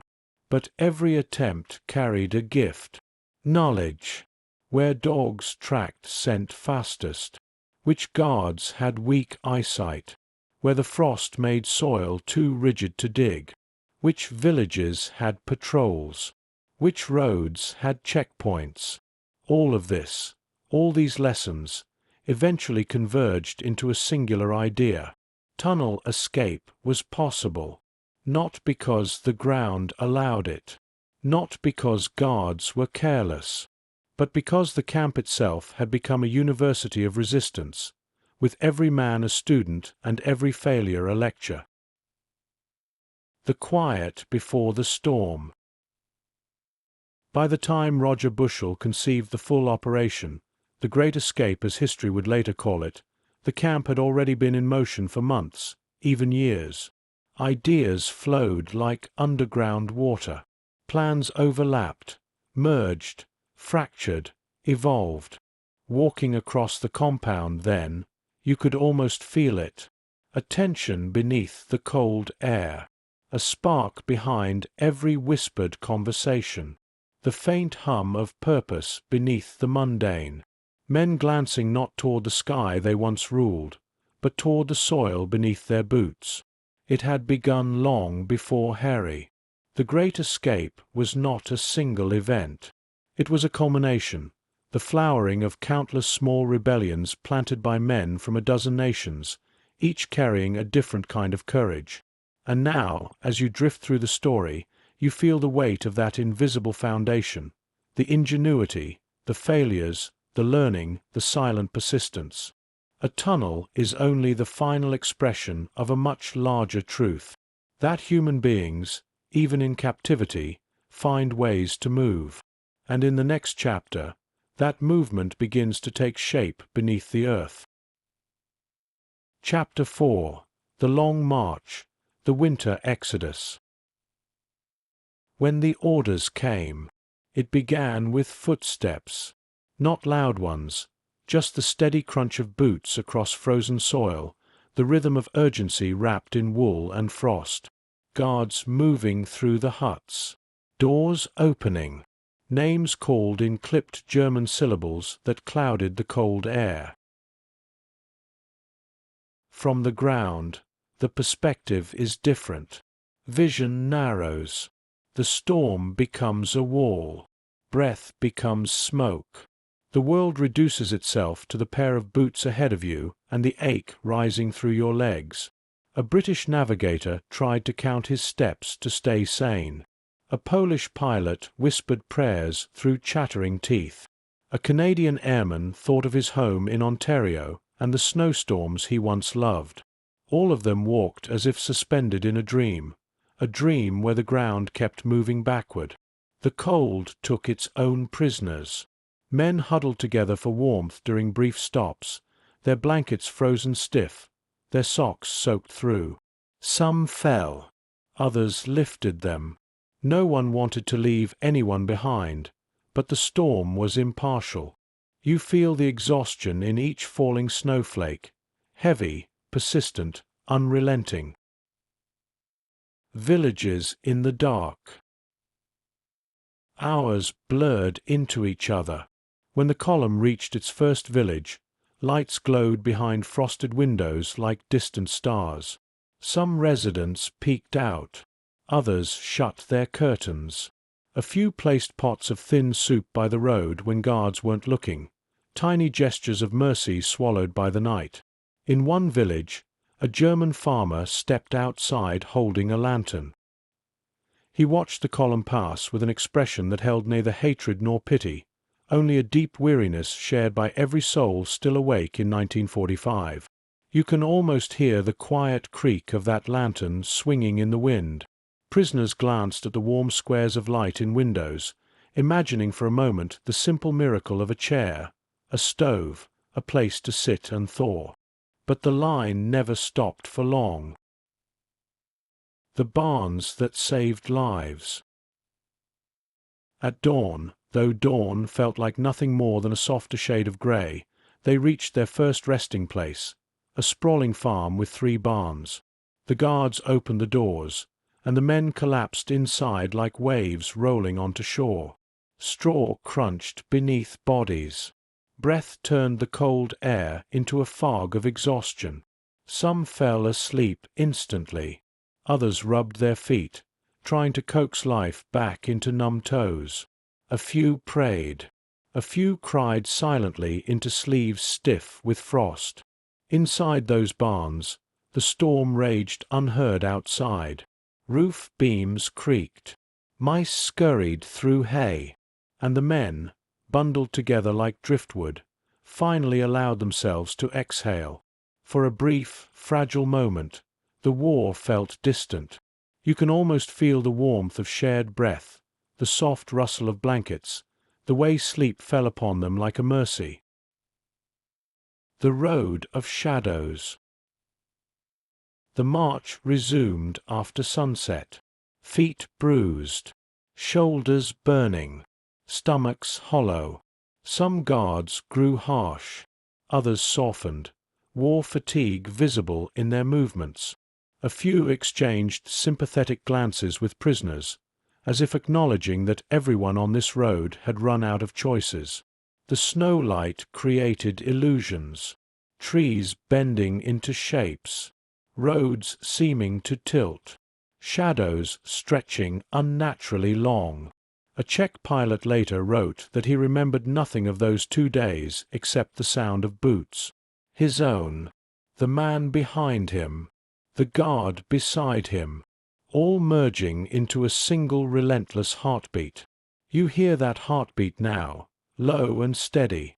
Thud, thud, thud. The tempo of survival. A small miracle in the storm. On the second night, something unexpected happened. A young German guard, barely more than a boy, pulled a tin of sardines from his coat and passed it discreetly to a shivering Norwegian prisoner. The man shook his head, refusing. The guard insisted. No words were exchanged. None were needed. A small miracle in a landscape designed to extinguish them. Moments like this were rare, but they carved deep places in memory, reminders that even in a collapsing world, humanity could flicker through cracks. You hold on to that moment the way they did. Gentle, fragile, precious. The body follows the mind. By the 3rd day, the boundary between mind and body dissolved. Men walked in a trance, no longer aware of distance or destination. Their identities blurred into movement. Polish, British, Canadian, Norwegian, Australian, all reduced to breath, shiver, heartbeat. One man hallucinated the smell of his mother's kitchen. Another imagined hearing waves on the shore of his childhood home. Some muttered to themselves. Others clenched their jaw and counted steps. A South African airman repeated the same phrase under his breath like a mantra. Just a little more. Just a little more. The road never ended. But neither did their feet. Spremberg, the gathering of ghosts. After nearly 100 kilometers, walked in storms so fierce that even guards struggled to stay upright. The column reached Spremberg, a railway hub. We move again. The last miles. The journey continued west, through rain that washed the snow from fields, through villages where the war's exhaustion hung over every rooftop, past refugees, soldiers, and civilians all drifting in opposite directions. The world was unraveling, and in that unraveling, the prisoners felt something unexpected. The first tremor of change. German discipline frayed. Orders grew confused. Rumors of Allied advances spread like sparks in dry grass. The guards walked with their own fear now, not of the prisoners, but of the front catching up to them. By the time the column neared Lübeck, spring air flickered faintly in the breeze. Grass showed through melting snow.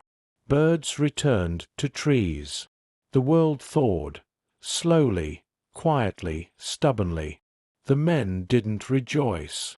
They were too tired. But they recognized the meaning. The season was changing, and with it, everything else. A memory that never leaves. For many who survived, the long march replaced the escape as the defining memory of captivity. Tunnels were triumph. The march was truth, a truth of endurance, of shared suffering, of boots on frozen ground, of human beings reduced to breath and will. You walk alongside them now, not as a prisoner, not as a guard, but as a quiet witness in the drifting snow.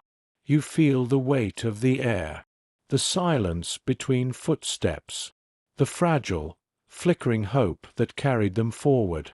This chapter of their story ends not in glory, but in survival, a survival that made liberation possible, a survival that still echoes through the pine forests of Silesia, through the quiet villages of eastern Germany, through the memories of those who once marched across a continent made of ice. And when the thaw finally came, it carried the whisper of something new, an ending. Chapter 5. The Manhunt. When the snow revealed everything. Morning arrived like a slow unmasking. Snow had fallen through the night, soft, steady, unjudging, and what it left behind was a landscape of delicate evidence. Boot prints fanned into the forest, kneeling impressions near pine trunks, a discarded ration tin half buried in frost, the faint trail of a dragging heel where someone had stumbled. For a brief moment, before orders snapped into place, a strange quiet settled over Stalag Luft 3. Guards stared at the patterns in the snow with disbelief. Officers whispered to one another in rapid German. The camp commandant, von Lindiner, paced with hands clasped tightly behind his back. You watch from a distance, as if standing in the shadow of a hut, seeing the forest transformed into a book written in footprints. And within hours, the Reich began to read. The telegram that started the storm. News traveled fast. By mid-morning, a telegram reached Berlin. Within it, the scale, the shock, the implication. 76 men had vanished through a single breath of earth. For a regime already fraying under the weight of war, the news struck a nerve. Ego bruised, authority challenged. An escape this large was not just a failure, it was an insult.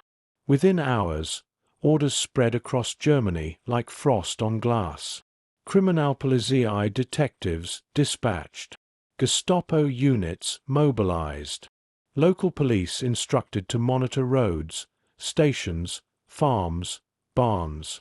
Railway officials given lists of names and descriptions, crude sketches and uncertain details, but enough to seed suspicion.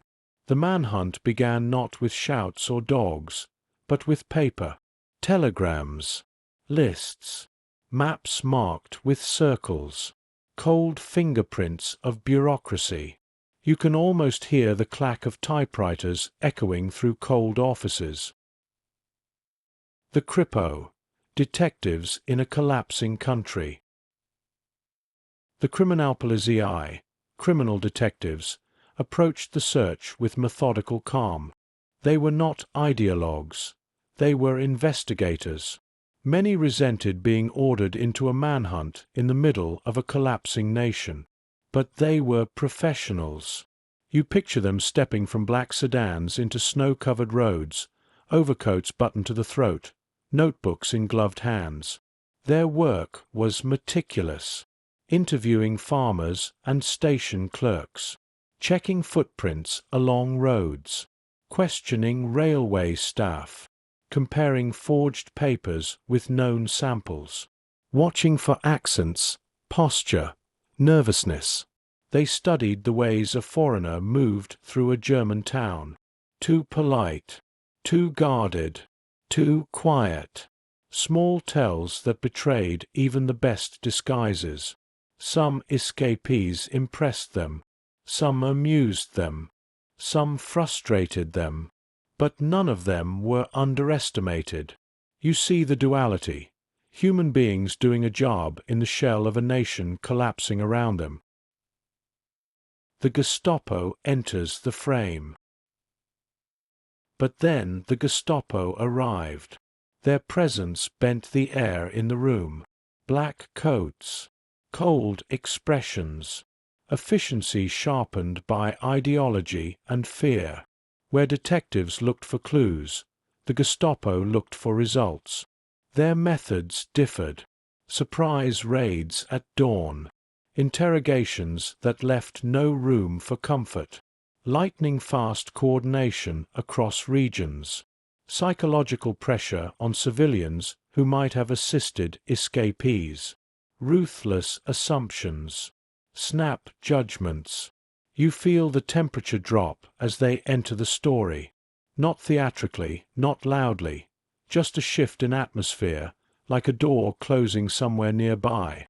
Fear travels differently when carried by men who believe failure is fatal. Dogs on the wind. Tracking teams fanned out through forests. Handlers whispered commands. Dogs lowered their noses to the snow. The wind carried faint traces. Sweat, cloth, disturbed earth. Some dogs followed tracks for kilometers before losing the trail. Others led straight to hiding places where exhausted escapees huddled beneath branches or inside haylofts. But snow melts. Tracks fade. Scent dies in cold air. You watch them move through the forest like shadows. Dog, man, a quiet choreography across the white. Most escapees were found not by dogs, but by time. Fatigue. Cold. Distance. Freedom is not a straight line. It is a long curve measured by breath. The railway web. No place was more dangerous than a railway station. Platforms were patrolled. Clerks scrutinized papers. Announcements echoed with metallic indifference. Detectives lingered near ticket counters, pretending to read newspapers. Gestapo men stood by doors, coats unbuttoned, eyes narrow. Station masters carried lists of suspected escapees pinned beneath timetables. The air itself seemed suspicious. Some escapees showed forged papers with confidence, stamps crisp, signatures practiced. Others faltered, their dialect betraying them. A Canadian airman was caught because he forgot to remove the English laundry tag inside his coat. A Polish pilot because he pronounced Guten Morgen with too much consonant pressure. A Norwegian because he thanked a clerk in perfect British politeness. Little things. Small fractures. Moments where exhaustion overcame performance. You feel their anxiety. The heartbeat beneath a wool coat. The dry mouth as papers exchange hands. The silence between question and answer. Barnes, attics, wells, and woods. The countryside became its own theatre. Escapees slept in barns, lofts, abandoned train carriages, drainage culverts, hollow tree trunks, abandoned farmhouses, attics offered by strangers with trembling hands. Sometimes villagers helped. Sometimes they notified authorities. Most simply faced the terrible choice to risk their lives with mercy or protect their families through silence. Humanity flickered unpredictably. In one story, a German widow gave 2 Allied airmen a loaf of bread and a scarf, then pointed them toward the woods with tears in her eyes. In another, a farmer sent word to police out of fear his children would be punished. No judgment lingers here, only the understanding that war forces impossible decisions. The unseen network. Many escapees did not rely on luck alone. There were helpers, quiet, unsung, unremembered by name. Polish workers forced into German factories. Railway employees sympathetic to Allied prisoners. Foreign laborers who passed coded gestures. Anti-Nazi Germans who risked everything to offer food, shelter, directions. Sometimes the help was indirect. A window left unlatched. A gate left ajar. A warning whispered quickly. A glance that said, "Go now," without words. You sense this network as a faint pulse running beneath the landscape. A hidden heartbeat of resistance. It saved lives. It cost some their own. Captures. Quiet. Heavy. Human. Most captures were not dramatic. A man caught while warming his hands near a rail line. Another questioned by a policeman who noticed his boots were RAF issue. Another spotted by a farmer who recognized an accent. Another frozen, unable to answer when asked which German town he came from. Some were found sleeping. Some surrendered from exhaustion. Some walked into villages asking for help, and were betrayed or protected, depending on fate's breath. The moment of capture was often quiet. No struggle. No shouts. Just a slow exhale. The sag of shoulders. The nod that admitted the body had reached its limit. You stand beside them in imagination, not to judge, but to witness the weight of that surrender. It is not failure. It is the end of a path walked with courage. When the hunt became something darker. As the days passed, something shifted. Pressure mounted at higher levels of command. Anger sharpened. Patience dissolved. The manhunt became something colder, more menacing. Gestapo orders grew harsher. Detentions became interrogations. Captivity blurred into disappearance. But that part of the story, the reckoning, belongs to the next chapter. Here, the hunt stops at the threshold of decision, the moment where fear and fury collide. For now, you drift above the landscape. Snow, trees, villages, roads, shadows. A continent searching for 76 men. Men searching for a horizon. Both moving through a winter that felt endless. And somewhere, in that vast white silence, the story begins to turn from pursuit to consequence. The air stills. The forest holds its breath. Their stories did not end in speeches or final words preserved in stone. They ended quietly, scattered across a collapsing country, their last moments absorbed by wind. And yet, their lives, not their deaths, are what matter now. This chapter is not about how they were taken. It's about who they were. Before tunnels. Before snow. Before captivity. Men with families, habits, quirks, hopes, threads of humanity stitched into the vast fabric of war. You walk with them now, gently, as if moving through a hall lined with portraits. Roger Bushell, the quiet fire. He was the spark. Roger Bushell, RF squadron leader, lawyer, skier, linguist, charismatic and unyielding, carried a fire behind his eyes that even captivity could not dim. Before the war, he carved ski tracks down alpine slopes with fierce joy, wind in his hair, cold biting his cheeks. He debated law with an intensity that made colleagues smile and opponents sweat.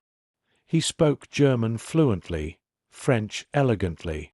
In captivity, that fire became purpose. He believed escape was not just a duty, but a necessity of spirit, a refusal to let the enemy imprison imagination. Men gravitated to him, not because he commanded them, but because he believed in them. In another life, he might have led expeditions, taught at a university, written books that combined intellect with adventure. But history bent his path. And yet, in the memory of Stalag Luft 3, he still stands at the tunnel entrance, stopwatch in hand, courage held quietly in his posture. Henry Hank Birkeland, the Canadian heart. Hank Birkeland carried home in his smile. Born on the prairies of Alberta, he grew up with open skies and long winters. He helped neighbors fix fences, mended farm equipment, skated on frozen ponds. He had a laugh that warmed cold rooms. In captivity, he was the man who kept morale alive, telling stories, sharing jokes, lifting spirits. He volunteered for the escape not because he expected success, but because he believed hope had to be demonstrated, not whispered. Those who knew him remembered the way he always stood a little taller when others felt small. If he had returned home, he would have built a life full of warmth. Family dinners, holidays in the snow, laughter echoing in kitchens. His absence would be felt for generations.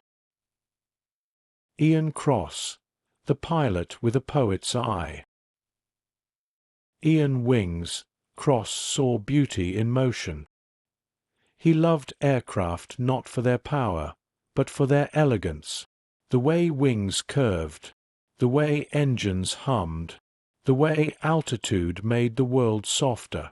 In captivity, he often stared at the sky through gaps in the wire, watching birds arc between the trees. He spoke little, listened much, carried a notebook where he sketched clouds and scribbled half-finished poems. His dream after the war was simple: to teach young pilots how to navigate by stars, not instruments, to pass on a gentler philosophy of flight. His friends said he was the calmest man in the barracks, a soul shaped by sky, not earth. Bram van der Stok, the survivor among the fallen.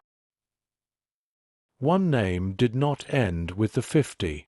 Bram van der Stok escaped successfully. But before that success, he lived the same journey as those who didn't return. Dutch, determined, fiercely independent. In another life, he would have been a surgeon by now. He later became one, saving lives with hands that once dug through sand. He carried the memory of the 50 with him always, like a weight, like a promise, like an unspoken oath written into the rhythm of his breathing.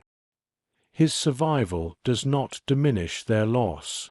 It completes their story. The Poles who escaped twice.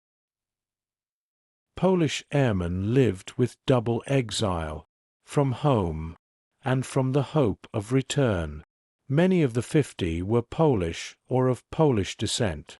They had flown with unmatched bravery in the Battle of Britain, had survived occupation, had crossed borders on foot, had fought with a ferocity born from homes stolen. In captivity, they carried resilience like a quiet flame. One Polish officer carved miniature eagles from wood scraps. Another taught English to younger prisoners.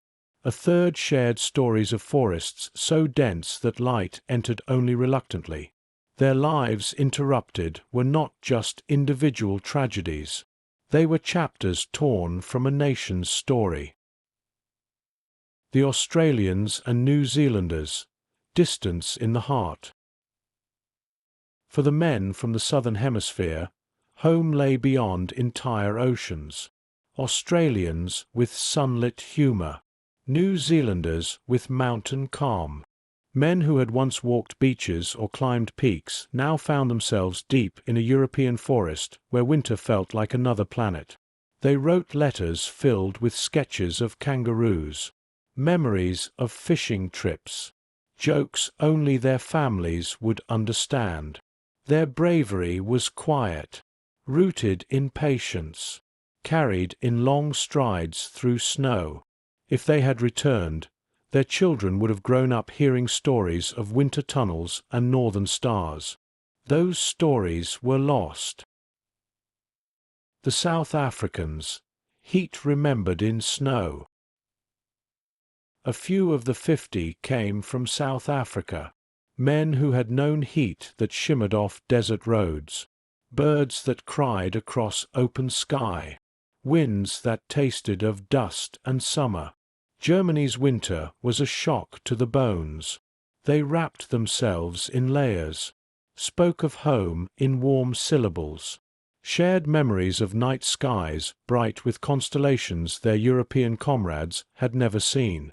Even in captivity, they carried a calm dignity. And when they marched into the cold unknown, some carried small stones from home tucked in pockets. Tokens of sun in a world of frost. Lives interrupted, not ended. The 50 were not defined by their final moments. Their lives were more than tunnels and walls. They were teachers, sons, fathers, students, dreamers, athletes, mechanics, writers, farmers, artists, pilots. The war interrupted their stories, but it did not erase them. Their families preserved letters, photographs, journals, small items carried into captivity, a pipe, a ring, a postcard from home. These objects survived when bodies did not. They became relics of lives that burned bright before being extinguished. You imagine them displayed in quiet museum cases, each one glowing under soft light, whispering a fragment of a story, a pair of gloves, a chess piece carved from wood, a cap badge polished smooth by fingers, a half-finished letter starting with "My dearest," objects that still breathe. The forest that remembers. And so you return to the forest, to snow-laden branches, to wind that hums gently between pines, to earth that holds more memory than it shows. Where the 50 ended is not marked by ruins or monuments, only by the stillness of places where breath once lingered. But memory moves. It does not stay buried. You walk through the forest now, feeling the hush, the quiet sorrow, the dignity that floats like dust in the sunlight. The 50 were not soldiers at the end. They were men, human beings caught in the machinery of a collapsing world. And in telling their stories gently, we honor not their deaths, but their lives. Chapter 7. Operation 50. The Hunt for Justice. When the war fell silent. Liberation does not come with trumpets. It comes with quiet, with boots stepping softly through abandoned corridors, with soldiers opening doors whose locks had rusted under neglect, with the stunned silence of prisoners realizing the guards are gone. When the war ended, Stalag Luft 3 lay empty. The huts were cold. The roll call square was buried under spring dust. Pine needles drifted through cracks in the walls, and somewhere deep in the minds of the men who had survived, one truth pulsed with unbearable weight. 50 of their comrades were missing. Not missing in the fog of war. Not lost on the march. Missing in a way that whispered of something darker. The world was ready to rebuild. But first, there were questions that had to be answered. You stand in that silence now, the calm after the storm, aware that justice moves slowly, shaped not by anger but by the weight of memory. A file marked "Special Interest." In London, inside an office still cluttered with wartime maps and half-drained teacups, a thin file was placed on a desk. Inside, names, dates, telegram fragments, testimonies from surviving escapees, notes scribbled by officers who suspected the worst. The RAF Special Investigation Branch opened it with care. The title was simple: 50.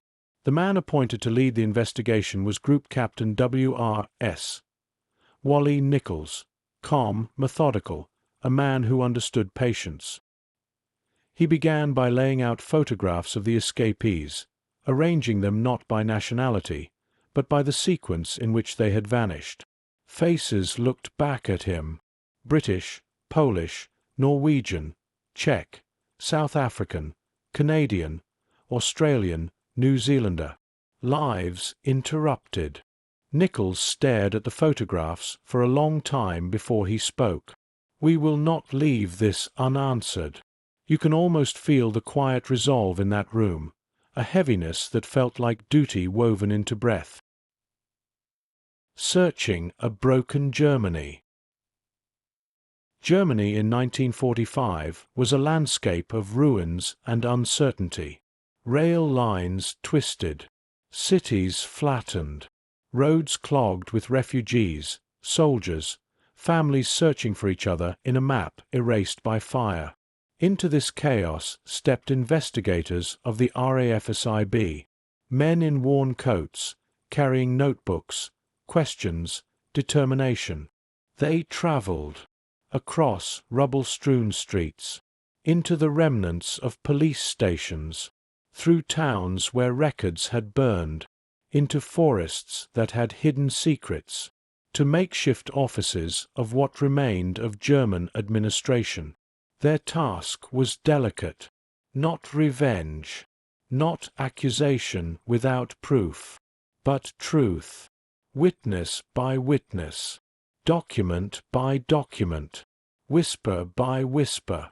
You see them gently interviewing villagers, studying old Gestapo registers, piecing together fragments of movement across a collapsing country. This was not the hunt of fury. It was the search of mourning. The threads that began to emerge. Slowly, the tapestry revealed itself, not all at once, not in clarity, but in thin strands of testimony. A railway worker remembered 2 men being led away near Gorlitz. A clerk recalled forged papers confiscated at a station. A farmer admitted he'd seen a black car arrive in the night. A former Luftwaffe officer whispered that the Gestapo had taken prisoners for interrogation and never returned them.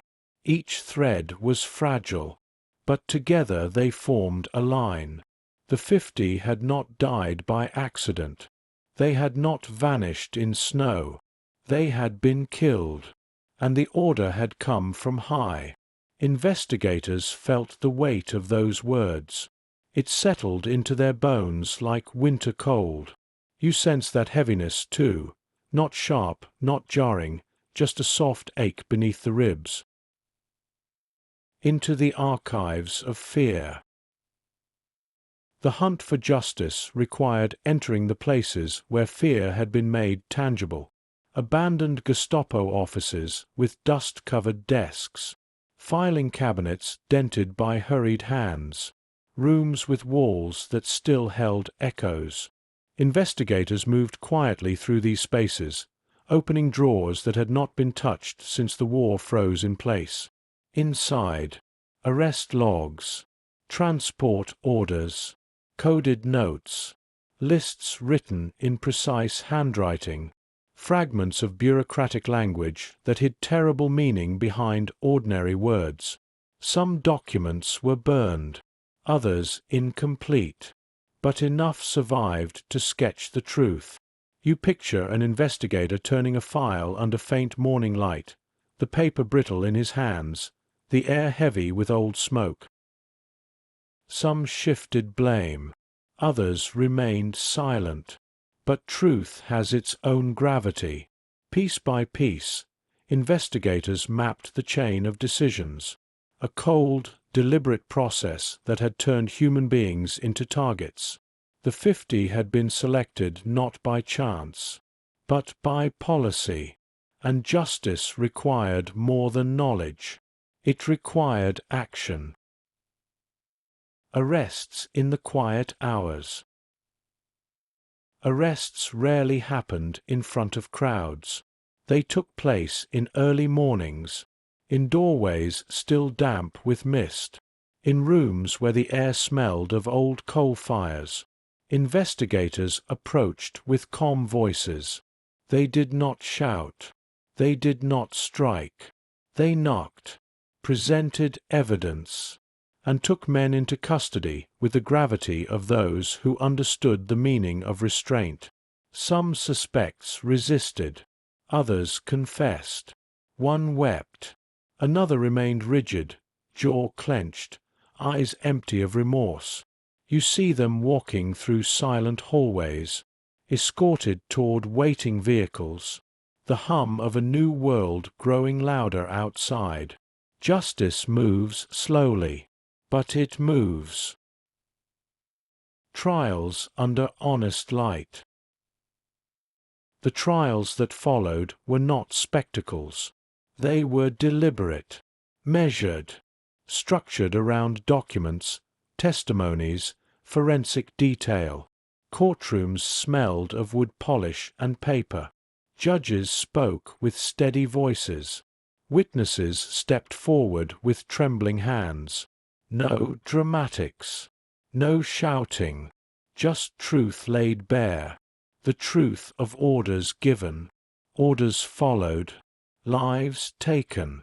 Some defendants faced harsh sentences, others were imprisoned, a few were acquitted when evidence fell short.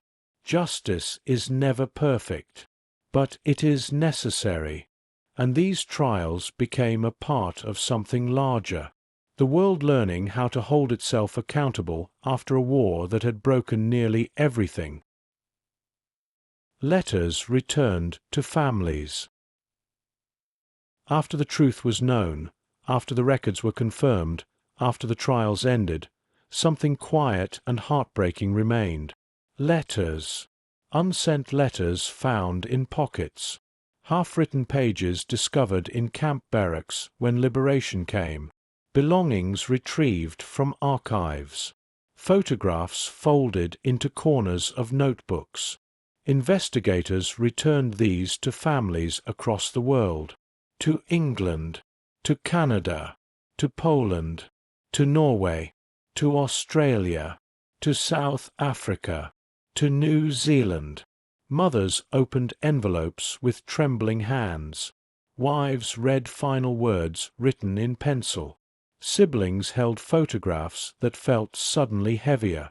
These moments were not part of official reports, but they were part of justice, a softer justice, shaped by memory rather than courts.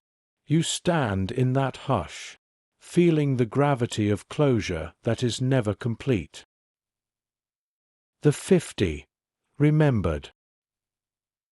Justice does not erase loss. It illuminates it. At Stalag Luft 3, a memorial was built. Simple stone, clean lines, no dramatics, just names carved in quiet dignity. Visitors walk among the pines. Snow drifts softly. Birdsong threads through the air. You can almost hear footsteps on the path, the rustle of coats, the slow breath of someone reading names with reverence. The 50 are remembered not as symbols, but as human beings, men who lived, dreamed, loved, laughed, fought, endured, and were taken too soon. The investigation honored them. The trials spoke for them. Memory carries them. And as you stand in this chapter's final silence, you feel their presence like a soft echo in the winter air. Chapter 8. Liberation. When the world tilted toward dawn. Liberation rarely arrives in a single moment. It comes like dawn, first as a faint light at the edge of thought, then as a shift in the air, then as a truth too large to resist. For the men who had walked the long march, who had slept in barns, who had watched Germany unravel town by town, liberation seeped in slowly. A rumor whispered near Lübeck, "The Guards are leaving." Another farther west, "The British are coming." Then, one morning, no roll call, no shouted orders, no boots crunching frost with authority. You feel the strangeness of that silence, a silence that felt wrong, dangerous, like the pause before thunder. Guards who simply disappeared in the night, and there were guards who stayed, tired, hollow, stripped of ideology by exhaustion. One guard approached a Norwegian prisoner and said quietly, "When this is over, I will go back to being a tailor. Nothing more." You can almost see that moment. Two men standing in thawing snow, neither enemy nor friend, just human beings waiting for the next breath of history. The day the columns stopped. It happened near Trent Horst, a place of fields brushing against forest, where spring sunlight leaned cautiously across muddy ground. The prisoners woke to find no guards by the road, no sentry at the barn door, no barking orders, no rifle silhouettes against the sky, only stillness, only possibility.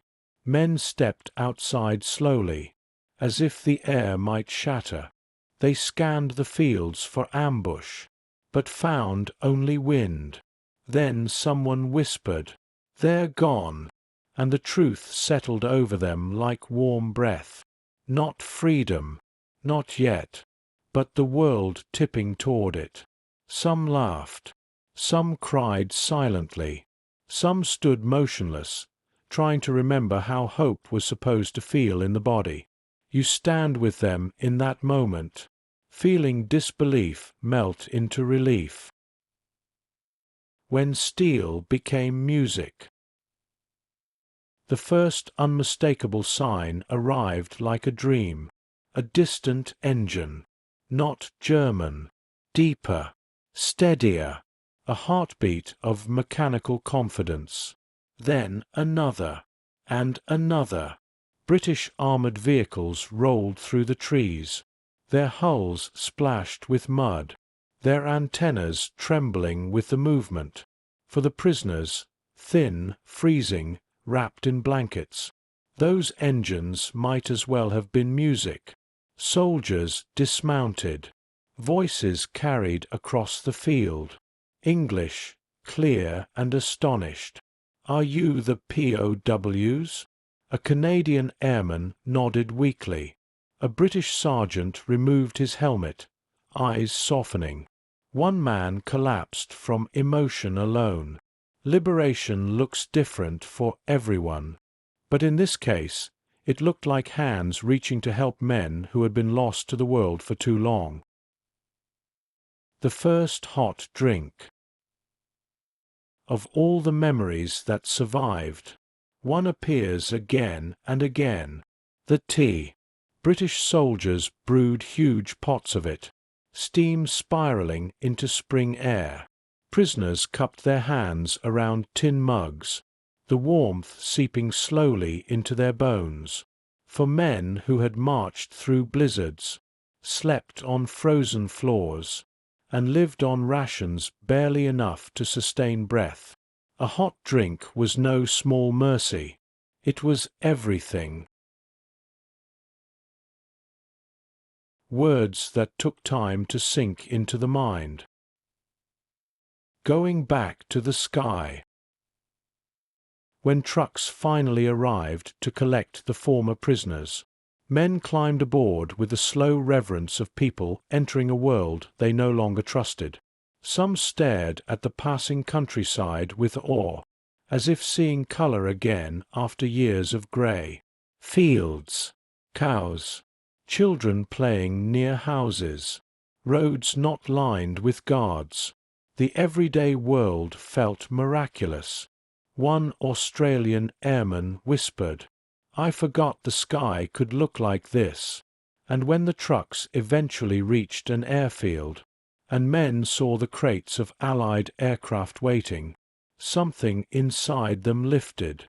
Not triumph. Something quieter. Something like reunion. The sky, forbidden for so long, was open again. Not for flight. Not for battle. But for going home. The burden of return. Liberation does not end at the airfield. It continues in the weight of recollection. Many men struggled with the transition from captivity to freedom. Food tasted overwhelming. Some said nothing at all. The forest did not remember suffering, only footsteps, and the men, now older, felt a strange peace settle over the clearing. Liberation had come long ago, but closure arrived only when silence felt gentle again, not fearful. Chapter 9. What Remains. The forest after foot. When a place is emptied of people, it begins to breathe differently. The forest around Sagan, that quiet sea of pines, reclaimed its silence slowly. Wind moved through branches without interruption. Birdsong returned to the mornings. The paths stamped by boots softened under new seasons. If you walk there today, you won't see the huts. You won't see the fences. You won't see guard towers or floodlights or the geometry of a prison. But if you stand still long enough, and let the forest settle around you, you feel something subtle, a resonance, a memory beneath the soil, a hush that holds more than sound. It is not the weight of suffering. It is the echo of endurance, the quiet determination of men who found ways to hope inside the tightest corners of existence.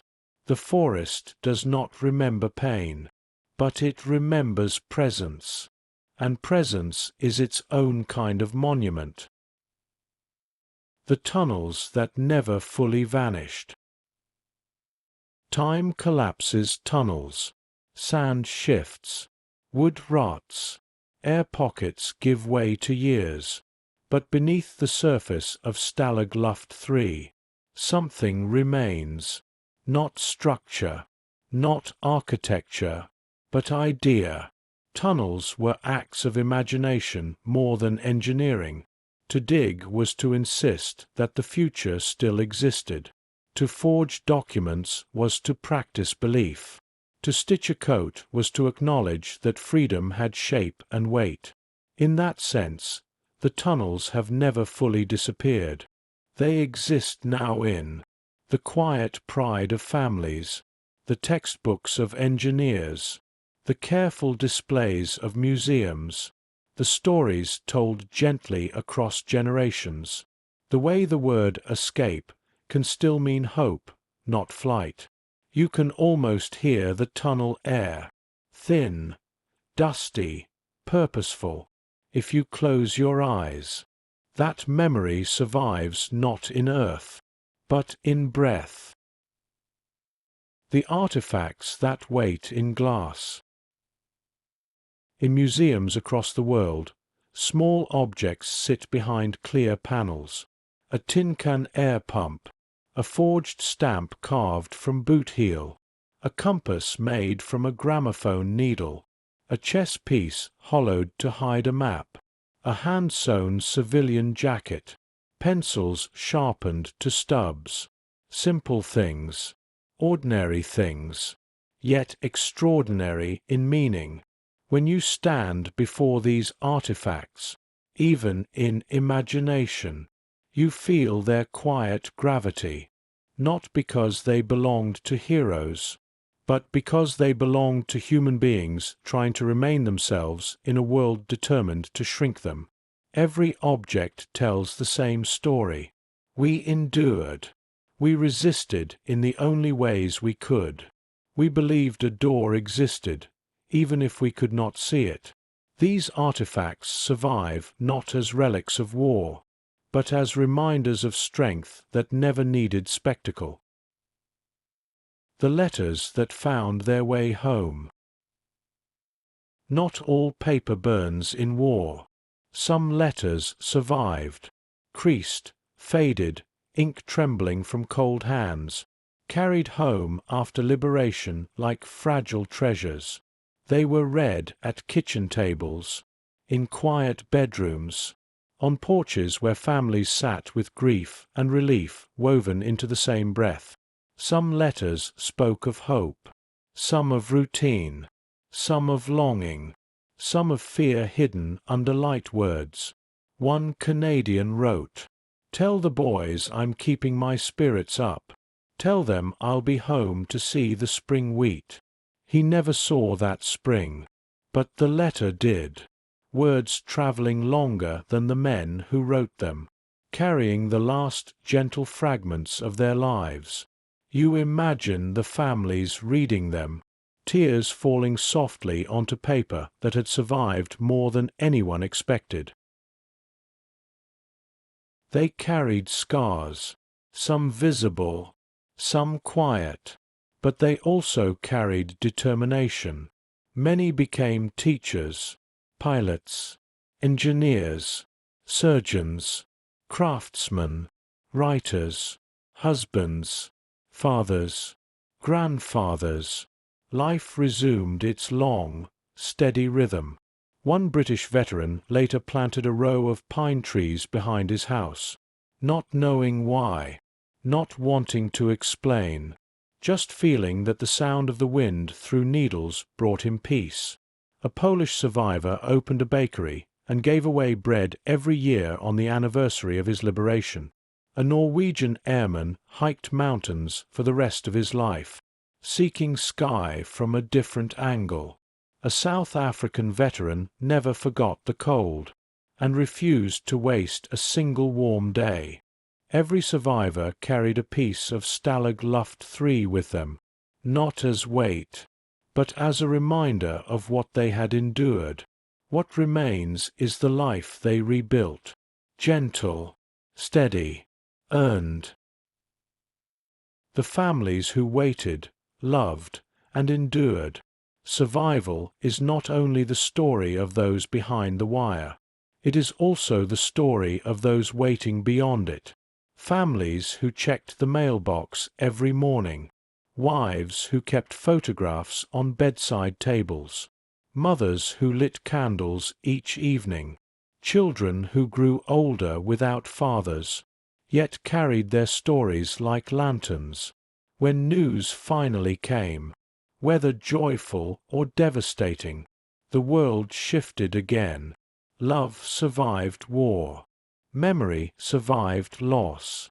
Families endured through absence, through uncertainty, through the long ache of not knowing. What remains is love's resilience, quiet as breath, strong as time. The pines that whisper at dusk. At the site of the camp today, the pines stand tall, their branches moving in the same wind that once brushed against wire. The sun sets behind them in long gold lines. The earth slopes gently where huts once stood. Signs mark the tunnel entrances. Simple, restrained, respectful. Visitors walk the path in silence. Some kneel. Some touch the ground. Some close their eyes and let the air settle around them. If you stand there long enough, you might feel it too. The way the forest carries memory without burden. The way the land breathes with calm dignity.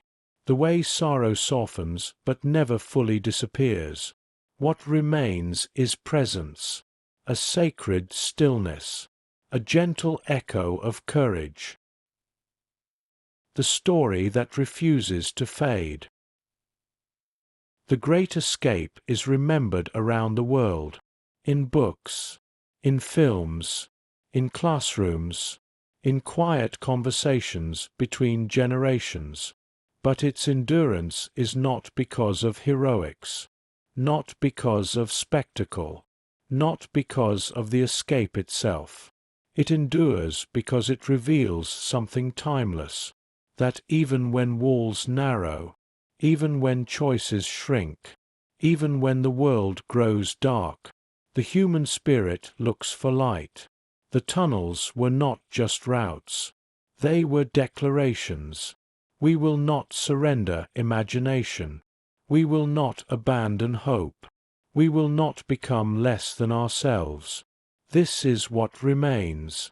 Not the war, not the wire, not the orders or the fear, but the resilience. And as you drift through the final section of this chapter, you feel that truth settle gently inside you, as steady as breath. Epilogue: The Wind over Sagan. The forest is quiet now, not the fearful quiet of waiting guards or distant dogs, but a natural silence, an old-world hush shaped by needles falling on soft earth, by wind threading gently between trunks, by the rhythm of seasons moving with patience. If you stand there at dusk, not as a prisoner, not as a historian, just as a person breathing, you feel it, the ground remembering footsteps, without grieving them, the air holding echoes, without clinging to sorrow, the trees carrying stories, without bending under their weight. This place knows what happened here. It simply chooses to hold it gently. You let your mind drift with the evening breeze. It moves like a page turning, slow and deliberate, carrying fragments of lives that once intersected beneath these pines. The memory beneath the soil, somewhere under your feet. Sand still shifts in small ways, not enough to reveal tunnels, but enough to remind you that the earth once breathed differently. Men once moved through these layers of soil, with hope wrapped around their ribs, with fear curled just beneath it. Not heroes, just human beings, grasping for the warmth of one more chance. Now the ground is calm, settled, but memory remains like a faint pulse. You feel it when the wind sighs against your cheek. You hear it in the soft rustle of pine needles. You sense it in the way shadows stretch long at sunset, as if reaching toward something still unfinished. The lives that continued beyond the wire. The story did not end with tunnels collapsing, or with men recaptured, or even with liberation. Life continued, messy, beautiful, imperfect. Some returned home to welcomes that felt both joyous and overwhelming. Some married. Some built families. Some traveled the world. Some could never quite sleep the same again. Some laughed loudly to drown out memories. Some grew quiet, carrying their stories like folded letters in a pocket. Not one of them ever forgot the men who didn't return. And even decades later, when age had softened their features and slowed their steps, their voices still tightened, when speaking the names of friends lost to the cold machinery of war.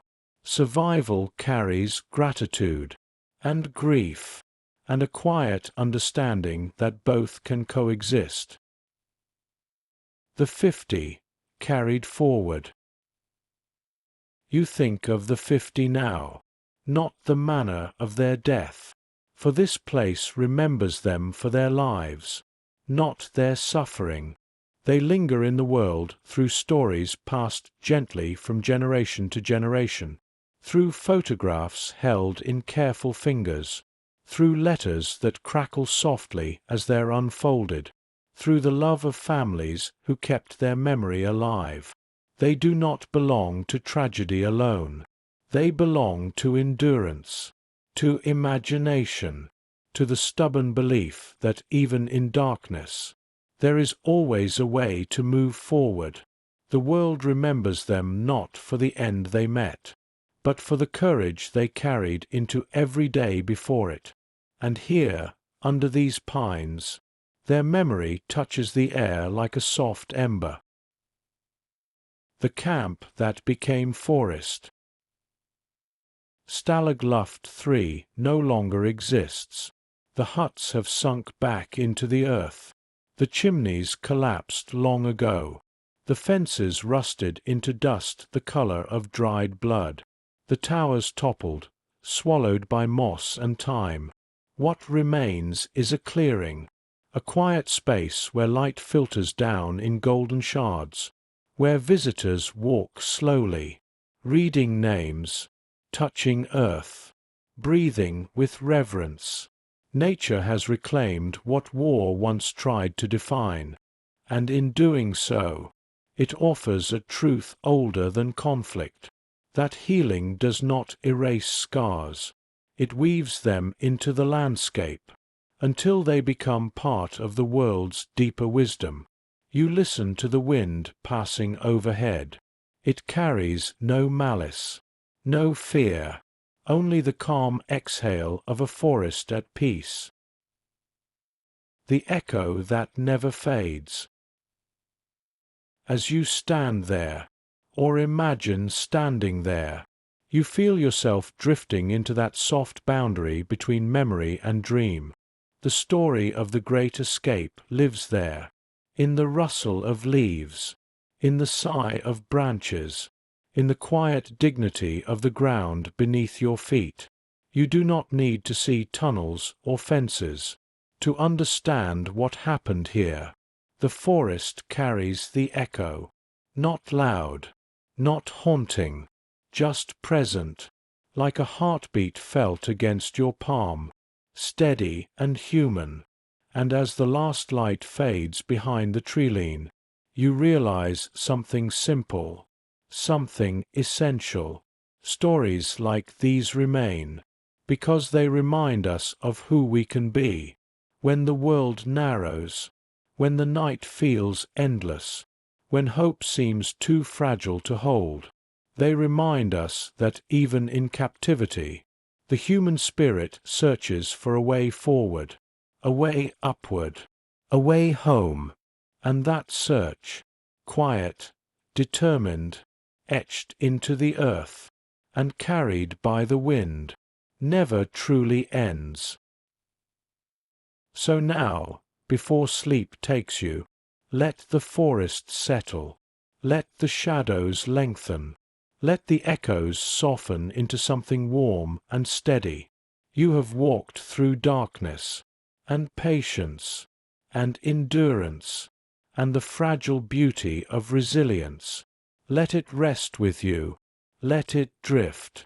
You're listening